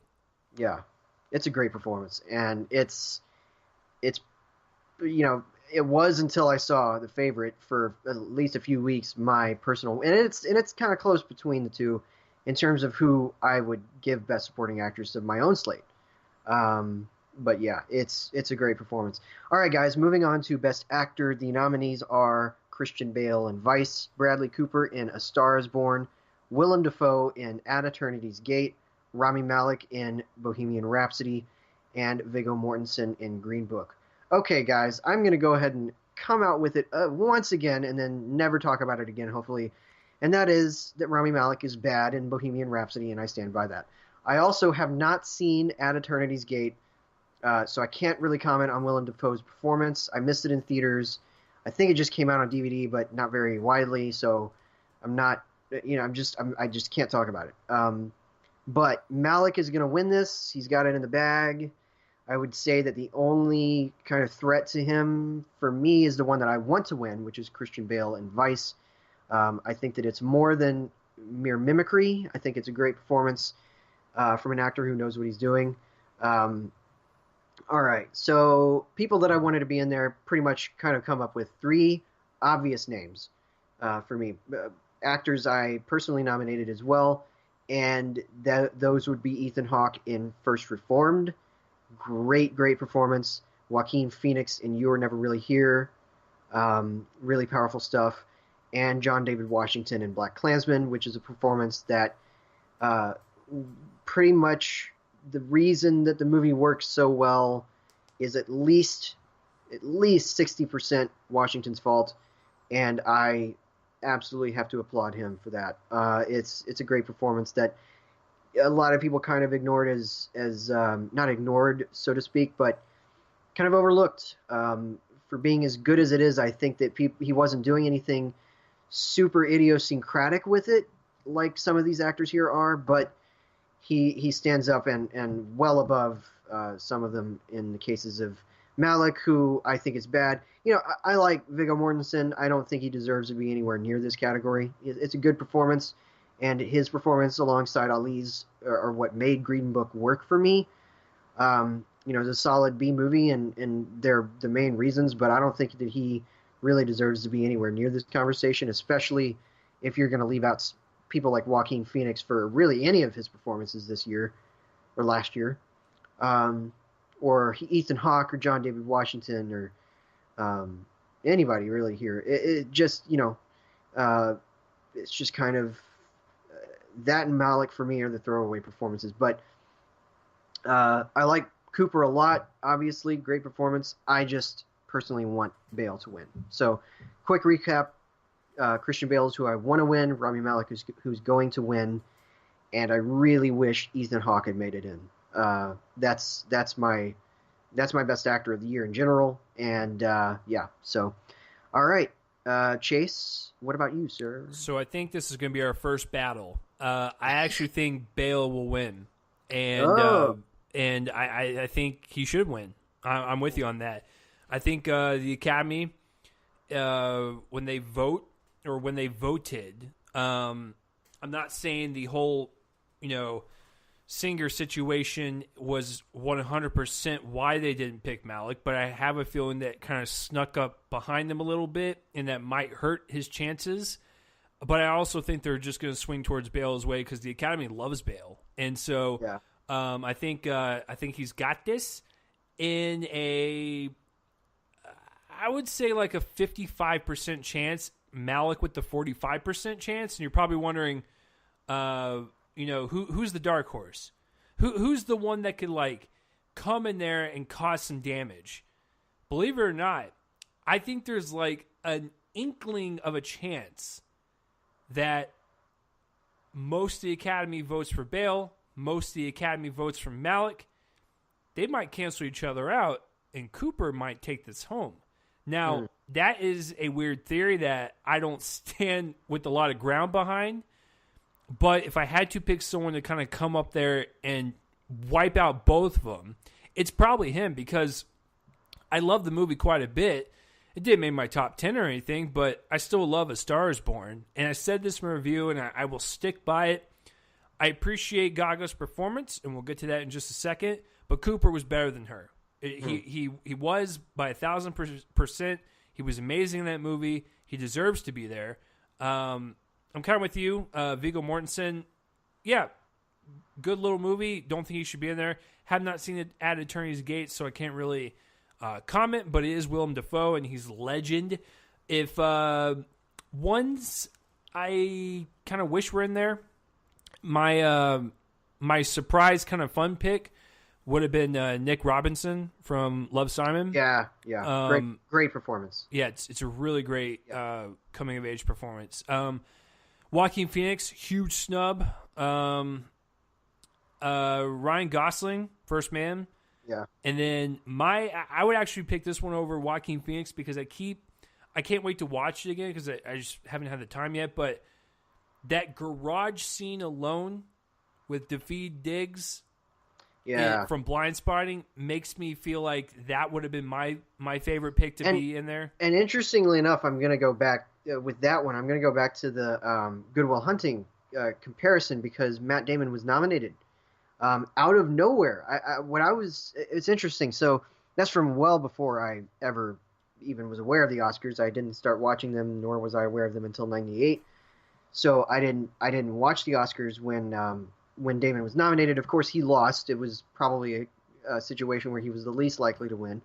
He lost to Jack Nicholson in As Good as It Gets, um, but I was doing a little bit of research into what kind of people were thinking back then, and nobody expected him to be nominated. It wasn't even on anybody's radar. He was the Marina de Tavira of that particular Best Actor slate, and everybody expected him to get in and maybe win, or co-win for Best Screenplay, and that's what happened. But nobody ever thought that he would be nominated for Best Actor, and absolutely, once again, Daveed Diggs should have been in that position with Casal. They should have both been nominated. Of course, Ben Affleck wasn't for Good Will Hunting as an actor, and really shouldn't have been. It's a good performance, but nothing too special. Um, However, I think that you're getting to something here that's very interesting, and that is Cooper coming in and stealing it from the two clearer front runners. This is what happened when Adrian Brody won Best Actor for The Pianist. And I don't even know if you knew this or were aware of this, but everybody thought that it was between Jack Nicholson for About Schmidt and Daniel Day-Lewis for Gangs of New York. And everybody was like, what? When Adrian Brody was announced. So if something like that, which seems to happen once every generation or so, if that were to happen again, I feel like this year is probably going to be the one that it happens to, because one, you have a movie in Vice that they clearly like, but do they like it enough to award its main actor? That's the question. I don't know if there's as much. First of all, I don't know if there's as much backing for Malick as there was, say, for Gary Oldman last year for that particular producer's same movie, which is Darkest Hour. But is there as much for Bale in the same position, kind of playing a historical figure with makeup on him? So could they go for the performance that is a bit more of a, I guess, a kind of a harder lob down the middle, maybe the middle right, whatever, of the likelihood that it could win? I don't know. Obviously, it's probably safer to go with somebody like Malick or Bale than it is to go with Cooper, considering all of the precursors and all of the buzz. But, man, you're totally right. There could be the situation where on Oscar night or during this voting process, everybody actually went for their favorite performance, and it might be, nothing that we realized it would be. And it might very well be Cooper. I don't think Dafoe or Mortensen have really any chance, but Cooper has an okay one. His movie's nominated for Best Picture. He's not nominated for Director, but different branches. It could be that the actors like him a lot more than we thought. And, it could very well be that this would be his first win if he did. So, I think, right? So, yeah, it could be very interesting. I think deservedly so, because that's my favorite performance he's done in his career so far. Yeah, for sure. And, it would be really interesting to see that happen. I think that you're right. There's an inkling of that kind of a chance, and it would just be another kind of 2002 almost, or 2003, I guess, the actual year of the Oscars. So, yeah, really interesting. All right, Best Actress. The nominees are Yalitza Aparicio in Roma, Glenn Close in The Wife, Olivia Colman in The Favorite, Lady Gaga in A Star is Born, and Melissa McCarthy in Can You Ever Forgive Me? Now, full disclosure, and I think that it's true for Chase as well, I have not seen the performance that I think is going to win, and that is Glenn Close in The Wife. I missed it in theaters. Same. Yeah, it's pretty much headed toward this. I think that she's probably the hardest lock of all of these acting awards. I don't think that really anybody else has that much of a chance, although if anybody does, it's Olivia Colman. Who do I want to win? I want Melissa McCarthy to win because she performed a miracle in that role. It's her best ever. She she matched her abilities to play kind of hard to like characters with humanity that isn't present in a lot of the other ones because they're usually subjects of raunchy comedy, and here it's a historical drama, and she's tremendous in the role, and I think she plays off Grant really well. As for people who I wanted in here, the two obvious ones are probably my top two performances of the entire year. Toni Collette in Hereditary, and then one I just caught up with, which is absolutely amazing, phenomenal performance, is Rosamund Pike in A Private War, which is a really good movie. It's maybe not as good as she is in it. It's a really good movie, though, and it would be one that I would probably give like a B+.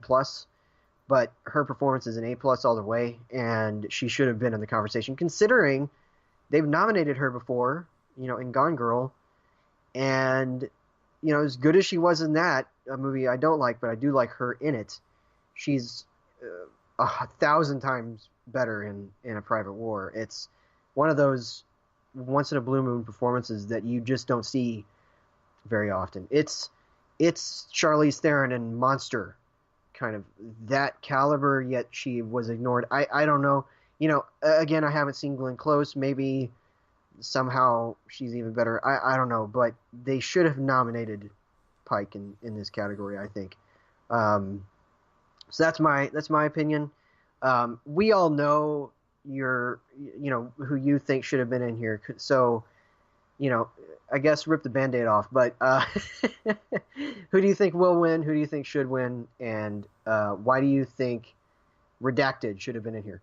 So we have the same design here. Glenn Close will win. Who should?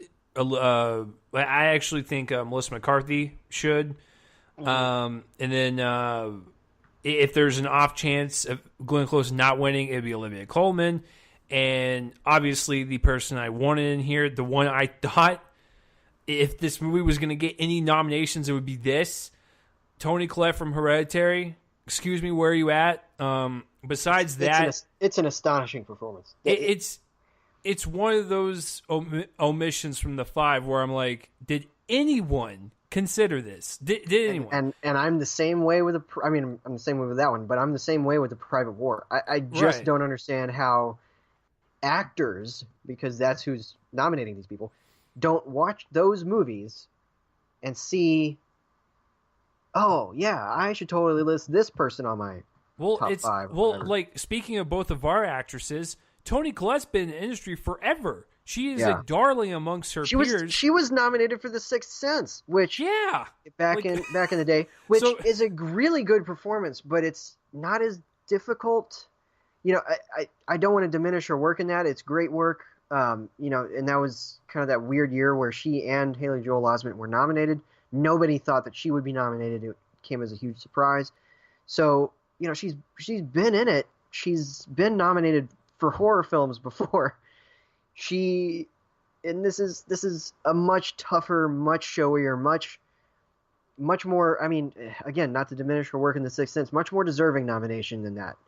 And then, like, speaking of your actress, she's coming hot off the heels of one of, her previous best performances, which was Gone Girl. So you figure, like, people's minds would be like, oh yeah, Rosamund Pike, but it's crazy. Unless they were looking at Pike and said, we just nominated her. But it's still, God. You watch the movie and it is not just an impression, which I'm sorry to go back to Best Actor, is exactly what Rami Malek is.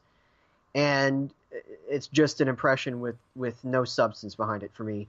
And here, the fact that they nominated that performance as actors, I don't understand it. It's just, and not this one, I don't get it. So it's baffling to me. But in any case, if they somehow call Melissa McCarthy's name on Sunday, I'll be happy.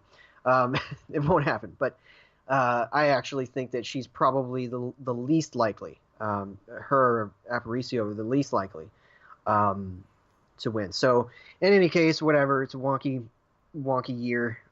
Lots of boring nominees, but not in this category. This is Best Director, and the nominees are Spike Lee for BlacKkKlansman, Pavel Pawlikowski for Cold War, Yorgos Lanthimos for The Favorite, Alfonso Cuarón for Roma, and Adam McKay for Vice. Now, this is a really strange category. All right.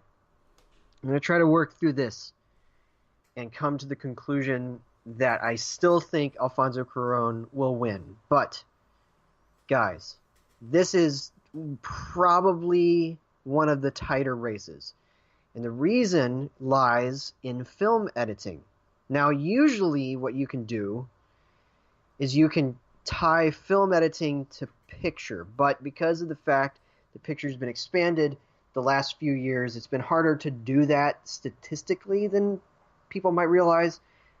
So, I think that there's one thing working against Cuarón, and that is the fact that somehow Roma missed Best Film Editing as a nominee. And it's baffling because of the fact that Cuarón co-edited the film.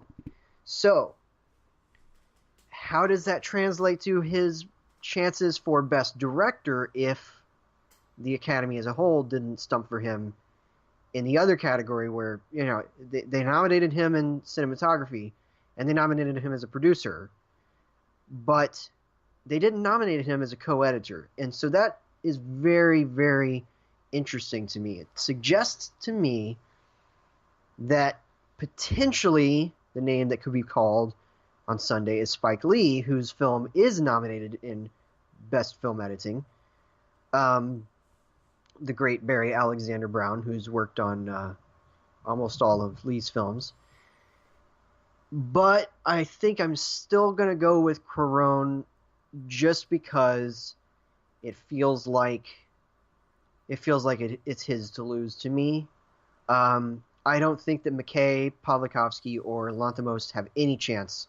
I think that this is between Cuarón and Lee, and I think it's pretty narrow between the two. I'm still going to go with Cuarón for no particular reason I can really explain. I just think it's going to be him, but it could easily be Lee. Now, who do I want to win? Again, I'm a weirdo. I loved Vice.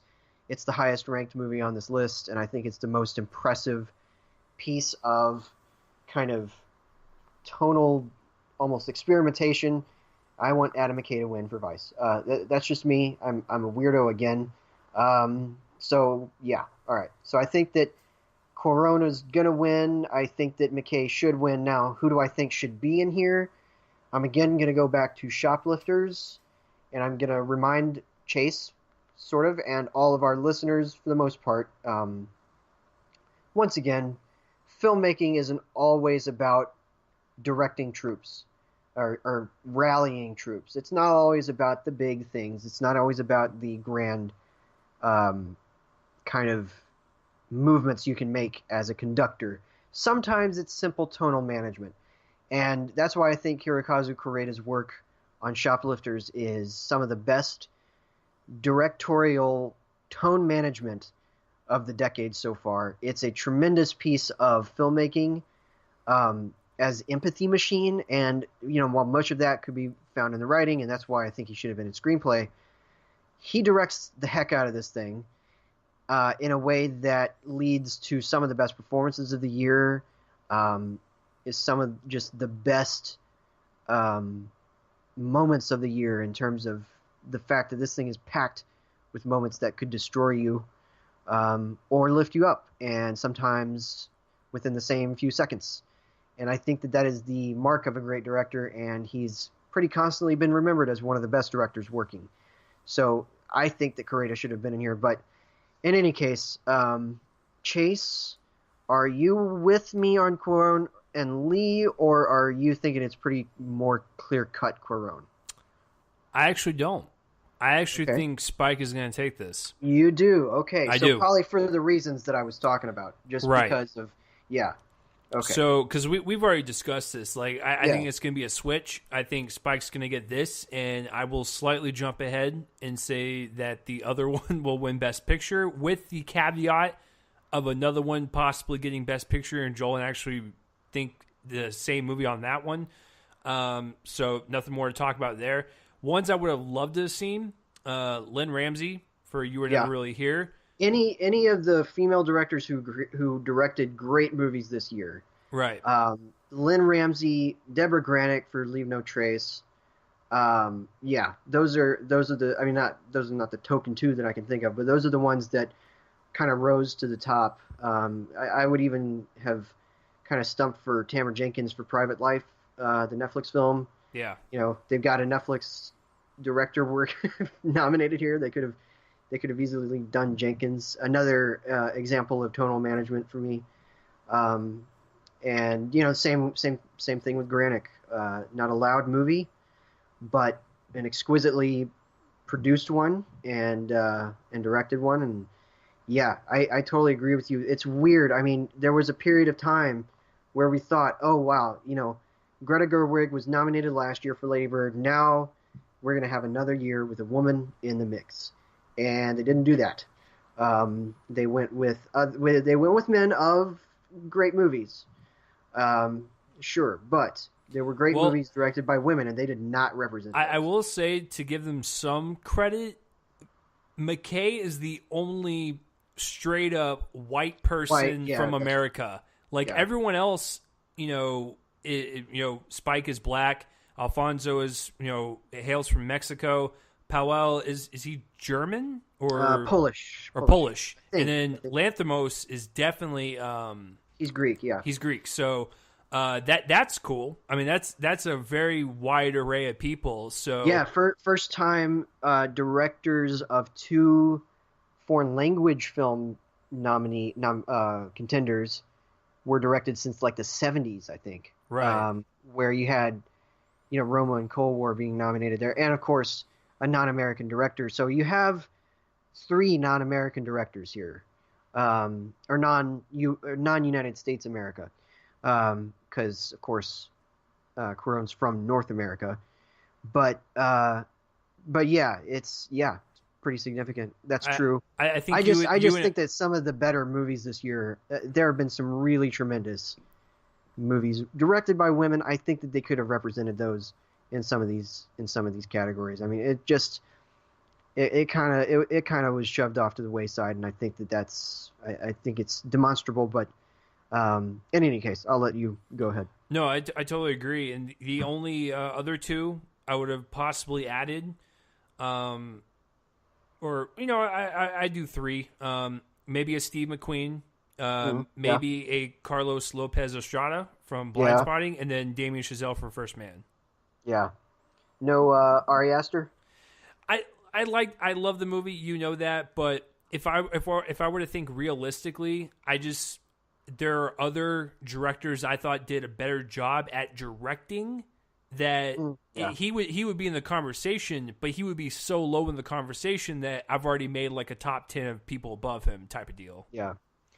Gotcha. All right. So Best Picture. Here are the nominees, the mostly boring nominees. Black Panther, Black Klansman, Bohemian Rhapsody, The Favorite, Green Book, Roma, A Star is Born, and Vice. Okay. I think that we're probably united on this front. I think that Roma's going to win. It just feels like the front runner in many ways, and I didn't expect that just because of the fact that it's, a Mexican film, black and white, primarily going to be seen on a streaming network or streaming service. Very much not a traditionally plotted movie. So it's weird that it's the front runner to me, but it's the movie that just seems to have gotten most of the backing that needs to happen in order for it to be nominated. So I think that that's going to win, but never discount crowd pleasers and people like Green Book. This movie very well could take it. Now, what I think will happen in two scenarios is, one, this is what I personally think is going to happen. One of two things. One, if we find out that Cuarón is winning director, then I think Roma has Best Picture. Now, I think that if Spike Lee wins Best Director, we could probably be safe in assuming maybe possibly Roma doesn't win Best Picture and it's Green Book. And that would be really weird considering that that Green Book is a movie about a driver and a passenger, one black, one white. Ring any bells? Driving Miss Daisy won over Do the Right Thing in 1989 or 1990. And yeah, Spike wasn't nominated for Do the Right Thing, so now he's been nominated, might win for Black Klansman. I think that it did not just because of that happening, but I think it would be weirdly kind of fitting, almost in a circular kind of way. If when Spike wins, the movie that wins Best Director involves a white driver. I mean, a driver and a passenger of opposite races during the Deep South. It just seems fitting. But for now, again, I think that Cuarón's going to win Best Director and that his film is going to win Best Picture. But yeah, I have no idea, guys. Bohemian Rhapsody could win Best Picture. I'm just going to say it. I feel like maybe 4 movies have a really, really, really, really, really good shot at winning Best Picture. And I think that those 4 are Roma, Green Book, Bohemian Rhapsody, and yes, Black Panther. I think that Black Panther has a better shot at winning Best Picture than people are realizing, particularly given its SAG win. And I think that there's a particular kind of consensus around that movie. And but I think it's going to be Roma. I think it is, and we've gone far too long on this, but that's how I think it all shakes out. So, Chase, any kind of comments on what I was saying? Nope, exactly what you were going to say. I was going to say Roma will win this. Green Book is a kind of creeping along right behind it, and then Black Klansman also has a shot, and then Black Panther as well. And I don't want it to be it. I'm that weird comic book nerd film person that wishes Infinity War would take its place, but here we are. And speaking of which, if I were to put anything in here, obviously, like my top 4 were not nominated in this category. Right. So, I'm sorry, Vice was, but 3 of my top 5. Let's just say that. So I think Shoplifters, First Reformed, and Widows all absolutely belong here. Same. I agree. And I love those movies. So they should have been in here. And I know that for you, some of your top 5 didn't make it in either. I just know that we're setting ourselves up to fail because people are going to listen to this episode and be like, "You idiots! None of these people won," and we're going to be like, "Oh." So we wasted their time, and they're just like, "Man, this is stupid." Yeah. Alas, guys, it didn't really work out that we were able to do this earlier, but there you have it. We'll find out in 2 days. I will be following along on my phone at work and then watching my recorded version of the show the following night because I'm working when it happens. I know that Chase is probably just going to pop onto Wikipedia or something. I don't know if you're going to watch it, but yeah, so we'll find out. It's a weird year, really weird year. All right, we were at that way too long. I probably should have scheduled some sort of something a little bit better, but let's move on to our shared review of How to Train Your Dragon: The Hidden World.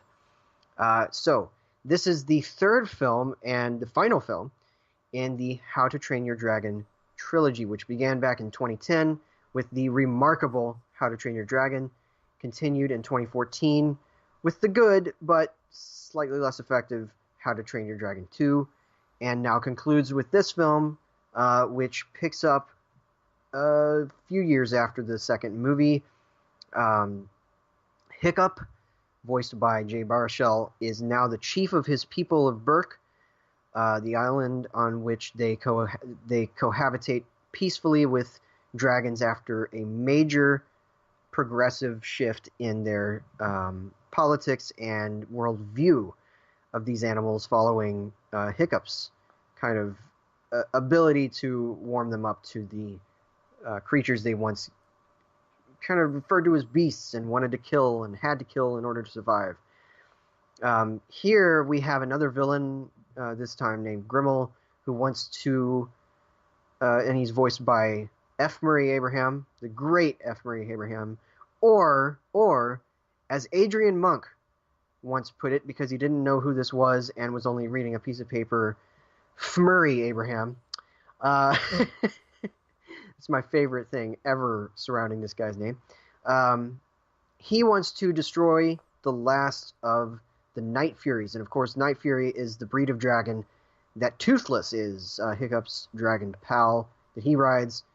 And just so happens that there may very well be two left, because there's a female Night Fury dubbed a Light Fury by Astrid, Hiccup's girlfriend, voiced by America Ferrera, and that he wants to use as bait. This results in the destruction of half of Berk and Hiccup's decision to move all of his people off the island onto the into the hidden world of dragons where they came from, which is beyond a waterfall, and the source of a legend. So I'm going to go ahead, of course, as always, and let Chase take over with his review of How to Train Your Dragon, The Hidden World. And Chase, while you start, you can feel free to talk all you want. I'm just going to step away real fast. Okay, so, back in 2010, because Joel and I are the same age, we were, 20 years old. So, typically when you're that age, it's really, really hard to get started into an animation franchise, and really, especially from like DreamWorks and stuff, they've made a lot of kid-friendly films, a lot of more adult, edgier stuff with like a Shrek or something. But for the most part, animated movies nowadays, it's really hard for someone our age to get into it because most of them are dumbed down for kids. But in 2010, the first How to Train Your Dragon came out, and it blew me away. I was absolutely astonished by the storytelling and the stunning animation that it bestowed on us. And I'm actually the opposite. I know Joel loves the first one quite a bit, and I love it as well. But my favorite one was the second one prior to this one. Because, I didn't know they were going to make a third one. And so I really love How to Train Your Dragon 2. I think that storytelling is even more mature, really delving into the themes a little bit more, really diving into more of the relationships, and that epic battle scene on the beach is just, it's breathtaking. So now we get to the third one. Now, going into it, I could care less what the trailer showed. It could even be nothing but Hiccup and Toothless doing stand-up for 10 minutes. I didn't care what it was in the trailer. I was going to watch it regardless because I'm a huge fan of the franchise. So I saw it. And I got to tell you, I love the movie. I think there's just one glaring issue with it. Other than this one issue I'm going to get to right away, announce it, and just move on. This is a great movie, and it's just one of those great trilogy ending capping films where I can sit back and confidently say now, this is one of my favorite trilogies out there. And the third one did not disappoint. I don't think this one weakness brings down the film, but it is something that I think is a bit unnecessary. So, getting into my review of the film, my one issue and my only complaint about this movie is its villain. I think the villain is bland, forgettable, and like I said, completely unnecessary. If you were to pluck this villain out of the movie, I don't think you'd be missing anything. And, to go to the forgettable part, I remember when the villain kind of exited the movie, so to speak, I forgot what his name was. I forgot everything about him as soon as he was gone, and then the movie just it wraps up beautifully, by the way. But it wraps up, and I'm like, he could have easily been written out. We would have been fine. Now, I take Joel's advice quite a bit on reviewing films, and the whole goal of criticism is not to say how I would fix it and how I would make it better, and just to criticize what we were given.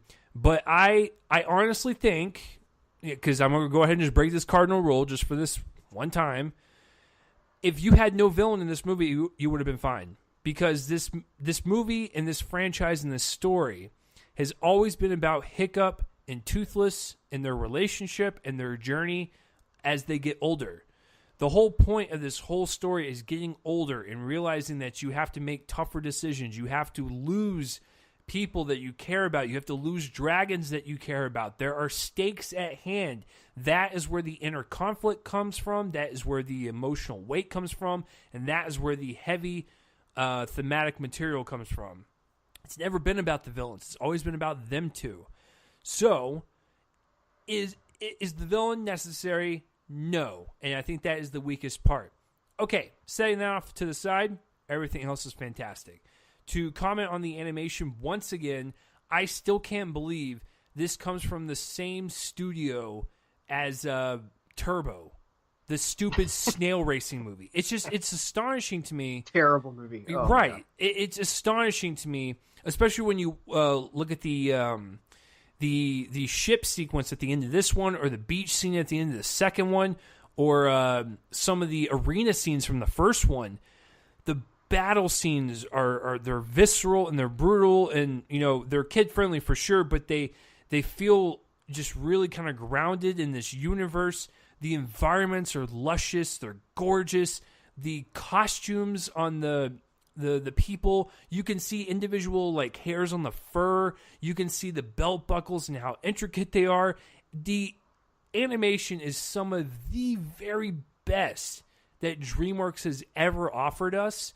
And it kind of upsets me that they don't put this much effort into all their movies, considering that this one's budget for each film, by the way, this is a fun fact. For each film, the budget has gone down, but that doesn't mean the quality has gone down. And so it is a just absolutely beautiful movie to look at. And I can't believe that people animate this stuff. Like, just when they go to the hidden world alone is kind of just shocking on how good it is. And with all the dragons flying in the background, and like how all of those take time to animate with the environments and the people. It's just the lighting, you have to get that correct. And it's just insane work. So good job on that.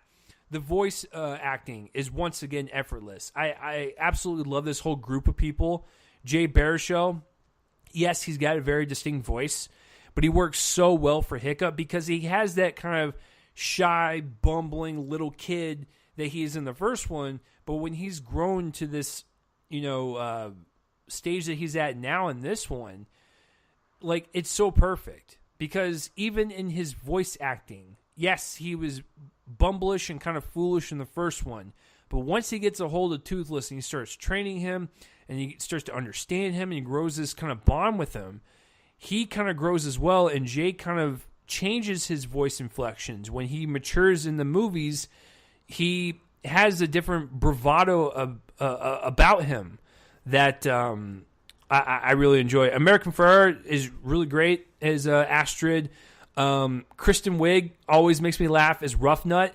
Now, T.J. Miller, a man's name whose name I don't want to mention again, he played the first two is in terms of the brother to Kristen Wiig, but whoever they got to cast him in this one sounds exactly like him. Could not tell. Justin Ruppel. I could not tell. Yeah, it's crazy. Like I even told my girlfriend, I was like, you know that T.J. Miller was in the first two, right? And she was like, yeah. I was like, that wasn't him in this one. And she was like, oh, wow. So that was a great dynamic with the brother and the sister. Jonah Hill is always a great addition. Cate Blanchett, Gerard Butler even comes back for a couple scenes.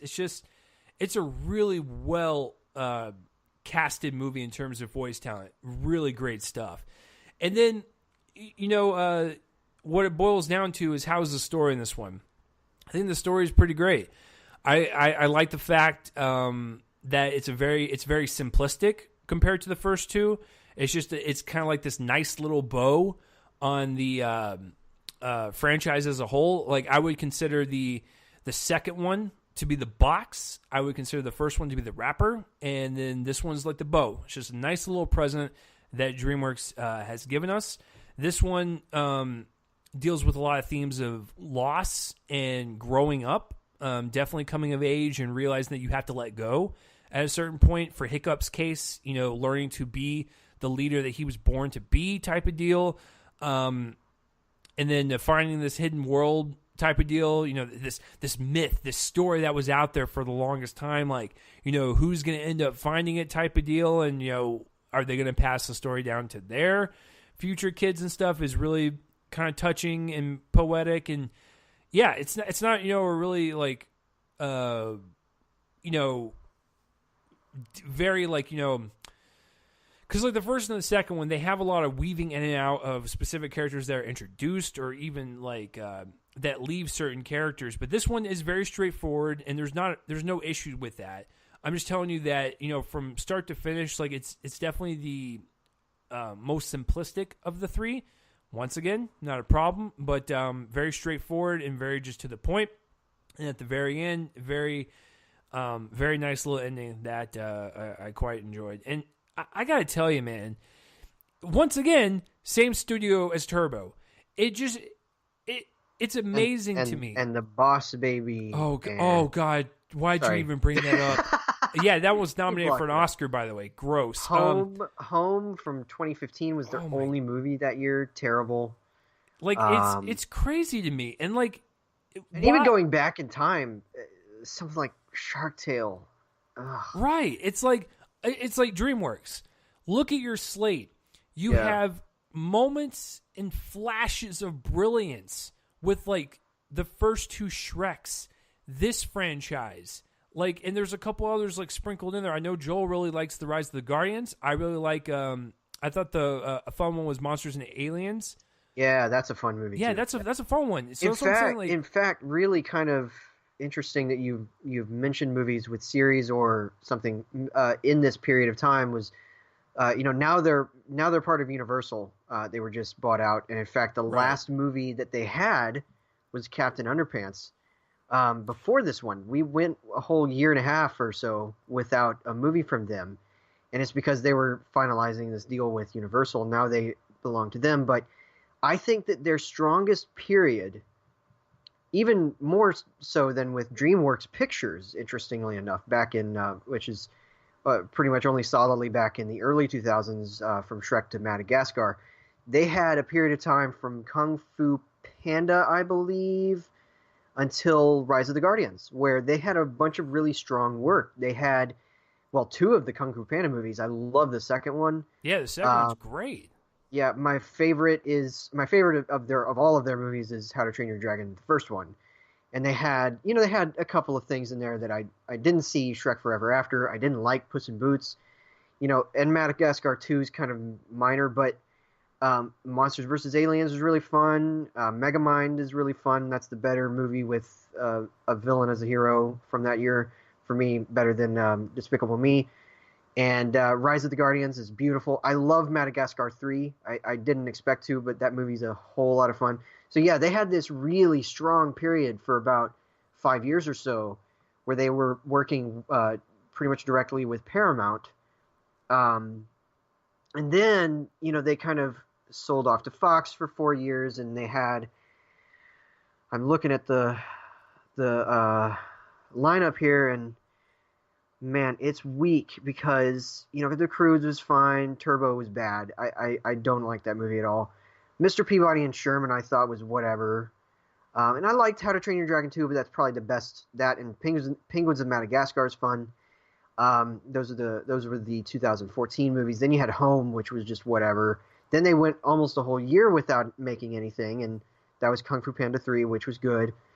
I like Trolls. I know you didn't. Boss Baby's awful. Captain Underpants I thought was whatever. I know you liked that one a lot. But they had this really uncertain period where they were just going back and forth between all these different, trying to bring back their properties or trying to, kind of bring together weird properties. I just like Turbo and the Boss Baby are pretty much equally baffling ones to me, in terms of who thought that either of those was going to work. They both have they have weird messages. They have low-grade animation for what they were working with, especially the budgets. The budget on Turbo, for instance, $127 million. Where did that go? I don't understand it. But yeah, they had that really strong period with Paramount. Now, hopefully Universal will do something with it, but I'm thinking not, because they've got Trolls, Croods, and Boss Baby sequels in the works, and you know, I thought that Trolls was fun. I don't need a sequel. I don't need a sequel to Croods, although it was fun, and I don't know how that would work considering it was about Neanderthals. I'm going on a rant here, but they have been kind of uneven in the last few years, and they were once, for me, right on par with Pixar. And I think that they've lost their way a little bit. The earlier work with DreamWorks and Paramount was much stronger than what they've come out with in the last few years. And this is probably their strongest film since maybe Kung Fu Panda 2. Yeah, I'd say pretty solidly that. So that's a good, 8 years almost. And so anyway, you introduced that. I wanted to go off on a tangent, but I will let you continue. I mean, when you bring up stuff like the Boss Baby, you start to have brain aneurysms, and you wonder why you exist. So, yeah, I was basically done. The only thing I wanted to just add before I give my grade is that it's the same thing with all three movies, even though it's a very mature way of storytelling and the consequences are real for these characters. I like the fact that all three of them have a lighthearted attitude about them. The humor is always on point. This one's probably the funniest one. Kristen Wiig, I swear to you, there is a scene where I would bet Joel $100 that they press record and she improv that entire thing. She improv that entire thing, and there was a couple lines that made me laugh. I wonder what Joel's is. And then they animated the character to match the dialogue. Right, so she's very energetic and stuff, and so I'll let Joel say what his favorite line was, but my favorite one, she mentioned something about, Hiccup went for that round-headed chick and not have a long face. It was something to do with the longness of her character's face. It cracked me up. Mine was the long face because it was right at the beginning of the scene where he had the long face, and I've got a long face, but yours is like, whoa. He was like, whoa. So great. Yeah. It's amazing. It's some of the funniest lines of dialogue she's had in years, which is really odd to say. But overall, great movie. If I had to rank them, if someone were to ask me, I go 2, 1, 3. Not a knock on this one. I love them all equally, and I would give this one an A-. And the heavy minus is only because of the antagonist. That straight up. That is my only issue with the movie. Everything else is pretty spectacular. So, Joel, I think here's the thing.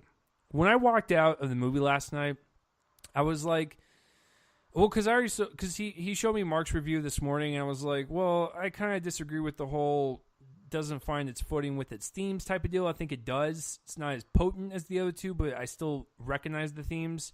But I was always curious to see, how Joel would react to the villain. Because I wonder if we're on the same wavelength or if he's just like F you type of deal. So, Joel... We are.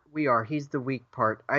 Although, I will say, I think that it was fun how they had Abraham play him as kind of this guy who barely even needs to conceal the fact that he's evil. He's evil. So what he does is he kind of puts on this facade of this really eccentric weirdo almost. He barely has patience for anybody. He's kind of like this snobby, like he's a snob kind of, and very, very proud of himself. So I like that how they played him. But yeah, his motivation and all of that, it's very, very typical. It's weak, villain. And to be quite frank with you, like he's menacing to a point, but like then beyond that point is nothing, and they don't really go anywhere with him. Yeah, they do a lot more to kind of examine Hiccup's relationship with Toothless and with Astrid as well in this movie, and they don't put nearly enough on like trying to find out how this guy like what makes this guy tick. I think that might have been interesting, and that's the thing that kind of, for me at least, failed the second film, because I just didn't really like Drago as a villain, and I thought that he was kind of I thought that he was kind of just in the background. It wasn't. I mean, he ultimately had a purpose, but quite literally, ultimately, until that point, it was just he was a brute with a plan, and it had tragic consequences, of course. And that's one thing that, um, you know, Hiccup's father, Stoic, voiced by Gerard Butler, had died at the end of the second movie, and so this movie kind of picks up with Hiccup taking on the mantle, and so we know Drago's role in all of that was obvious, but as a villain he was kind of forgettable, and they've just really carried that over, including the motivation to this guy, and it's definitely the lowest point of the movie. I didn't really, I love the scene with him and Rough Nut, the character voiced by Kristen Wiig. It's great, and it shows kind of the essence of his character, which is that he's always paying attention, but he just, that obviously takes the plot somewhere. But and so he's sharp, but yeah, beyond the fact that he's easily annoyed and kind of evil, it really wasn't very much interesting about him. It is interesting that they got F. Murray Abraham to voice him. I always think of him as Salieri from Amadeus, but yeah, I don't I didn't like that part of it. Now, you're absolutely right though. Everything else here works, and I think that right at the forefront, this series has kind of proven to me that what Dean DeBlois, the writer-director who has at least written and directed all of these movies, although he was co-writer and co-director on the first one, has proven is that he puts character first. And I think that that's really that's a really good thing, because yes, there's action scenes here, more here than in the previous movies, and they're all effective. And the animation is beautiful, and the comic relief is, relieving.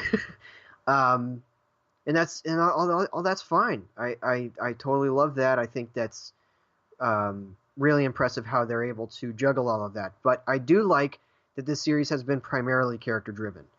And right at the center of that is kind of this study of a boy and his pet, almost, with here being, instead of a boy and his dog, is a boy and his dragon. But also kind of man versus nature, because there's the nature of dragons kind of runs opposite of the nature of humans. Here, a big part of the plot is the fact that once it's discovered that there's a female Night Fury, there's a genetic kind of pull for Toothless, once he sees somebody who could be his mate, to mate with her, and that is animal nature. It's a big part of where this movie ultimately goes, and I won't give anything away, but it's a completely understandable finale, in that it understands that eventually, after cohabitating peacefully, they've got to part. And I won't say how that happens. It's not really a spoiler. This is the final movie in the series, and pretty firmly the final movie. I won't say how that happens, but it's an obvious direction to take this narrative. And yeah, I really love that, and I think that it's mature. In terms of the order, you'd go 2, 1, 3. I'd go 1, 3, 2, perhaps. Again, the stuff with the villain kind of took the forefront in the second movie to such a degree that I felt it kind of sort of drowned out the discovery of Hiccup's mother, Valka, voiced by Cate Blanchett. And another disappointment in this movie is that they kind of pushed that relationship to the background. We don't get a lot of Blanchett here. There's a couple of kind of pep talk scenes almost, and she takes some part in the finale, but there's not much of her here, and I think that the movie could have used a little bit more of her, because there's something, they've just discovered each other. There's something to examine there. I don't know if they do that very well. And I was kind of with you, but yeah. The more I thought about it, I kind of just realized that the story of the movie is hiccup in Toothless, Well, that's it's not just that. I think like in the second one, they kind of pepper in that relationship, and it's established. And I think by the time we get to the third one, they're all talking to each other like they've actually been talking and knowing each other for years. That's true. I just felt like there could have been more scenes between Right. them, just because of the fact that we had just been introduced to that character in the I last totally one. get Yeah. that. It was almost very quick. Mom and dad were reunited. Dad dies. Suddenly, the son's the king or the chief, whatever. It's the same difference. Um, and so we don't get as many scenes as I think that there should be between them. And it could be just, Cate Blanchett scheduled and allow it or whatever. But it could have been, they could have handled that a little bit better.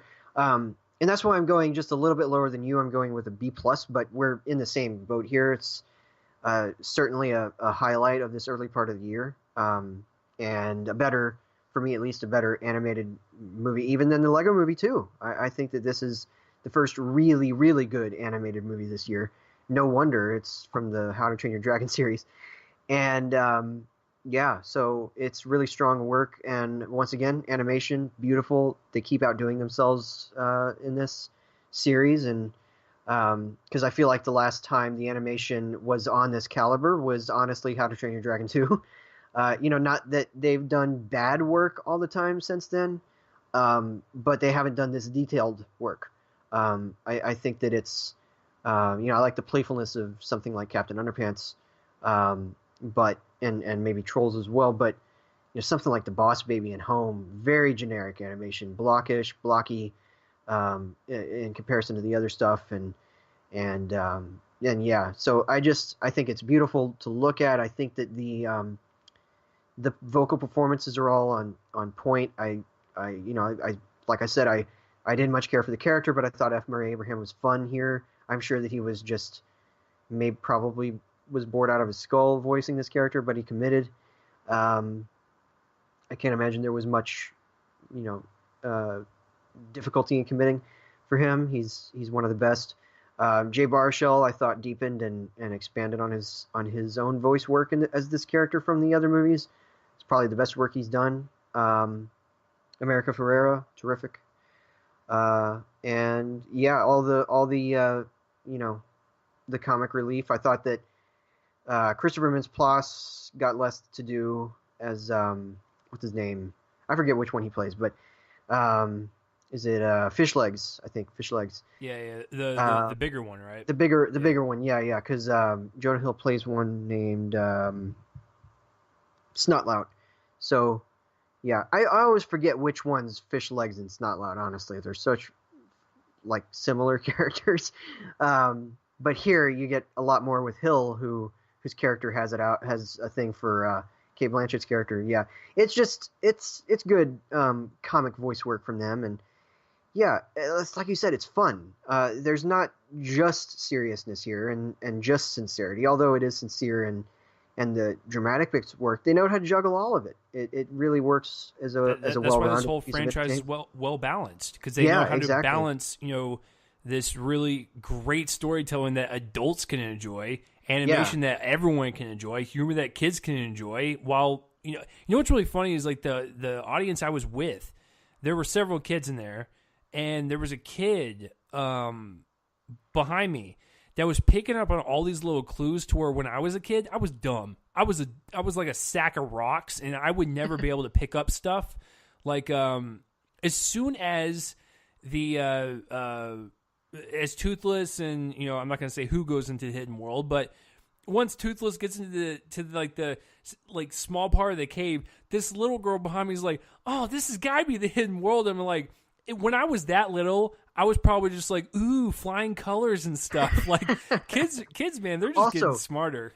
I just gotta say, the introduction to the hidden world in here is one of the most astonishing visual treats I think I've had since Coco. Like when we go into the world of the dead, it really reminded me of the color palette, all of that. It was absolutely astounding. And I can see why they've taken 5 years since the last one.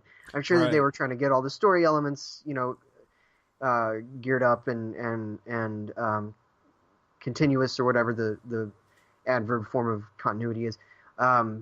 Trying to get the continuity, but I can imagine that at least 75% of that was the animation, because there's so much more going on here. Even in the battle scenes, I mean, the ending battle scene is of a caliber and on a scale that hasn't been seen in the series. And it's really effective. And it's Game of Thrones level. Like that's yeah, that's how yeah. like amazing. It's like it's Game of Thrones for kids, and Yeah. to put that much time and effort into this stuff is You, it just makes me appreciate the art form. you know what I'm really happy about, generally speaking, talking about just DreamWorks animation in general, is the fact that with this and with Kung Fu Panda, they decided to put a stopper on series at their third movie. Because what you had before that was, and they also ultimately did this with Madagascar, even though they had a spinoff, is you had the Shrek movies kind of burn everyone out by the time, probably somewhere 20 minutes into Shrek the Third. And once people were like, okay, I get it. Because that movie wasn't very good. And Shrek and Shrek 2 were extraordinary. I love those movies, and I stand by them. And then Madagascar actually, for me at least, got better, because I don't like the first movie. I kind of like the second movie, and I really like the third movie. But they stopped it, and then they stopped the main kind of narrative thrust with that one, and then they went on with a really fun spinoff. But with Kung Fu Panda, they stopped with 3. They didn't allow it to go forward so that we got tired of the characters like with Shrek, because I think that they learned a lesson with Shrek. People didn't really like Shrek the Third, and even though Shrek Forever After was a big hit, it it wasn't as big a hit as Shrek the Third, so it didn't make as much money, and certainly not as much money as Shrek 2. So Shrek 2 is still their biggest hit, I believe, even adjusting for inflation, and especially adjusting for inflation, because it was almost $1 billion in general. And so I think that they learned a lesson there. They also learned a lesson of not to make spinoffs, because again, Puss in Boots bad. It tanked. So I think that it's smart of them to kind of take on these series and then just do 3 movies. And so we have The Croods 2. I'm hoping that that's okay, and they just do a third one and then stop if they have to go forward. I really wish that they wouldn't. I kind of wish that they would do something else. And then they have Trolls World Tour, which is the actual title of the sequel, coming out. And maybe they'll go forward with that. And then obviously the one that we're all anticipating the most is the Boss Baby 2.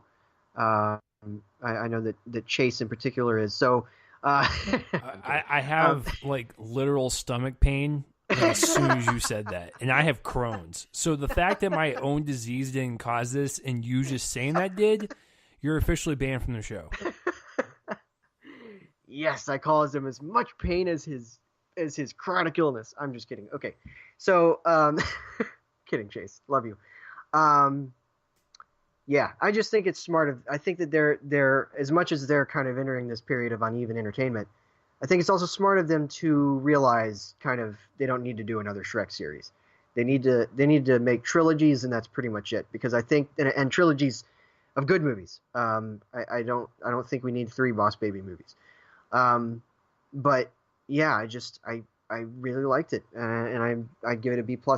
The first film is a strong, solid A+ for me. So this is never going to match that, and it's their best film.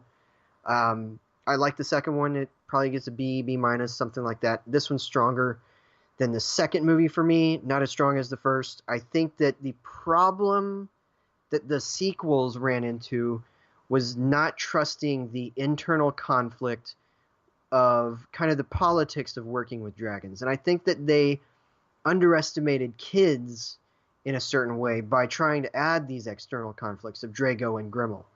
As much as Jaimin Hansu and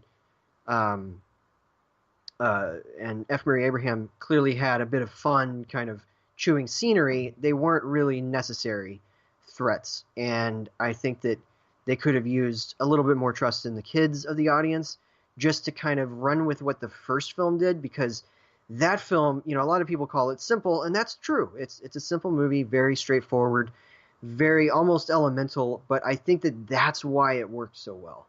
And so for me, sequels have been less effective, but it's this one's good, and I quite liked it. So definite B+ for me. A- from Chase. Everybody needs to go see this. It's a tremendous piece of entertainment, and certainly going to remain a highlight this early part of the year. So good movie. Go see it. I really hope that you guys do. I know that it's doing okay at the box office already, so we'll see what happens. All right. Next week, Chase, we are going to be reviewing Fighting with My Family, which is the new kind of pro wrestling drama comedy hybrid with Dwayne Johnson, Florence Pugh, Nick Frost, directed by Stephen Merchant. I'm interested because I didn't like the trailer, if you remember correctly. I wasn't really impressed with it. I thought it kind of was very blasé. I think maybe we were in agreement on that. I can't remember, but I know that I didn't like it very much. So I'm interested, after all of the really positive reactions out of Sundance and early reviews from this week, I'm really interested in seeing it. I think that it could be a winner. So yeah, that's what's on next week's schedule. And I think that I might have a next review. I may or may not. We'll see what happens. But in any case, that is the deal. We're reviewing Fighting with My Family next week. And I guess we can already just go through March, right? So Fighting with My Family next week, Captain Marvel the week after, Captive State on the weekend of the 15th. Then we're taking a break because Chase is gone for a week. And then we'll be doubling up with reviews of Us and Dumbo on the last week of March. So, in any case, that's it for me. You can find my writing at joelonfilm.com. By the time a lot of people are listening to this, you should be able to read reviews of How to Train Your Dragon, The Hidden World, as well as The Frontrunner, which I caught up with on Blu-ray. And I also kind of got really busy last weekend, so I wasn't able to post my reviews of Alita Battle Angel and Isn't It Romantic, but I should have those up and ready for y'all to read. So that's where I am online. You can follow me on Twitter at RealJoelCopling, on Letterboxd to Jay Copling, and I'll hand it over to Chase for his plugs. Go ahead, sir. Yeah, if you guys want to follow me on Twitter, it's at RealChaseLee.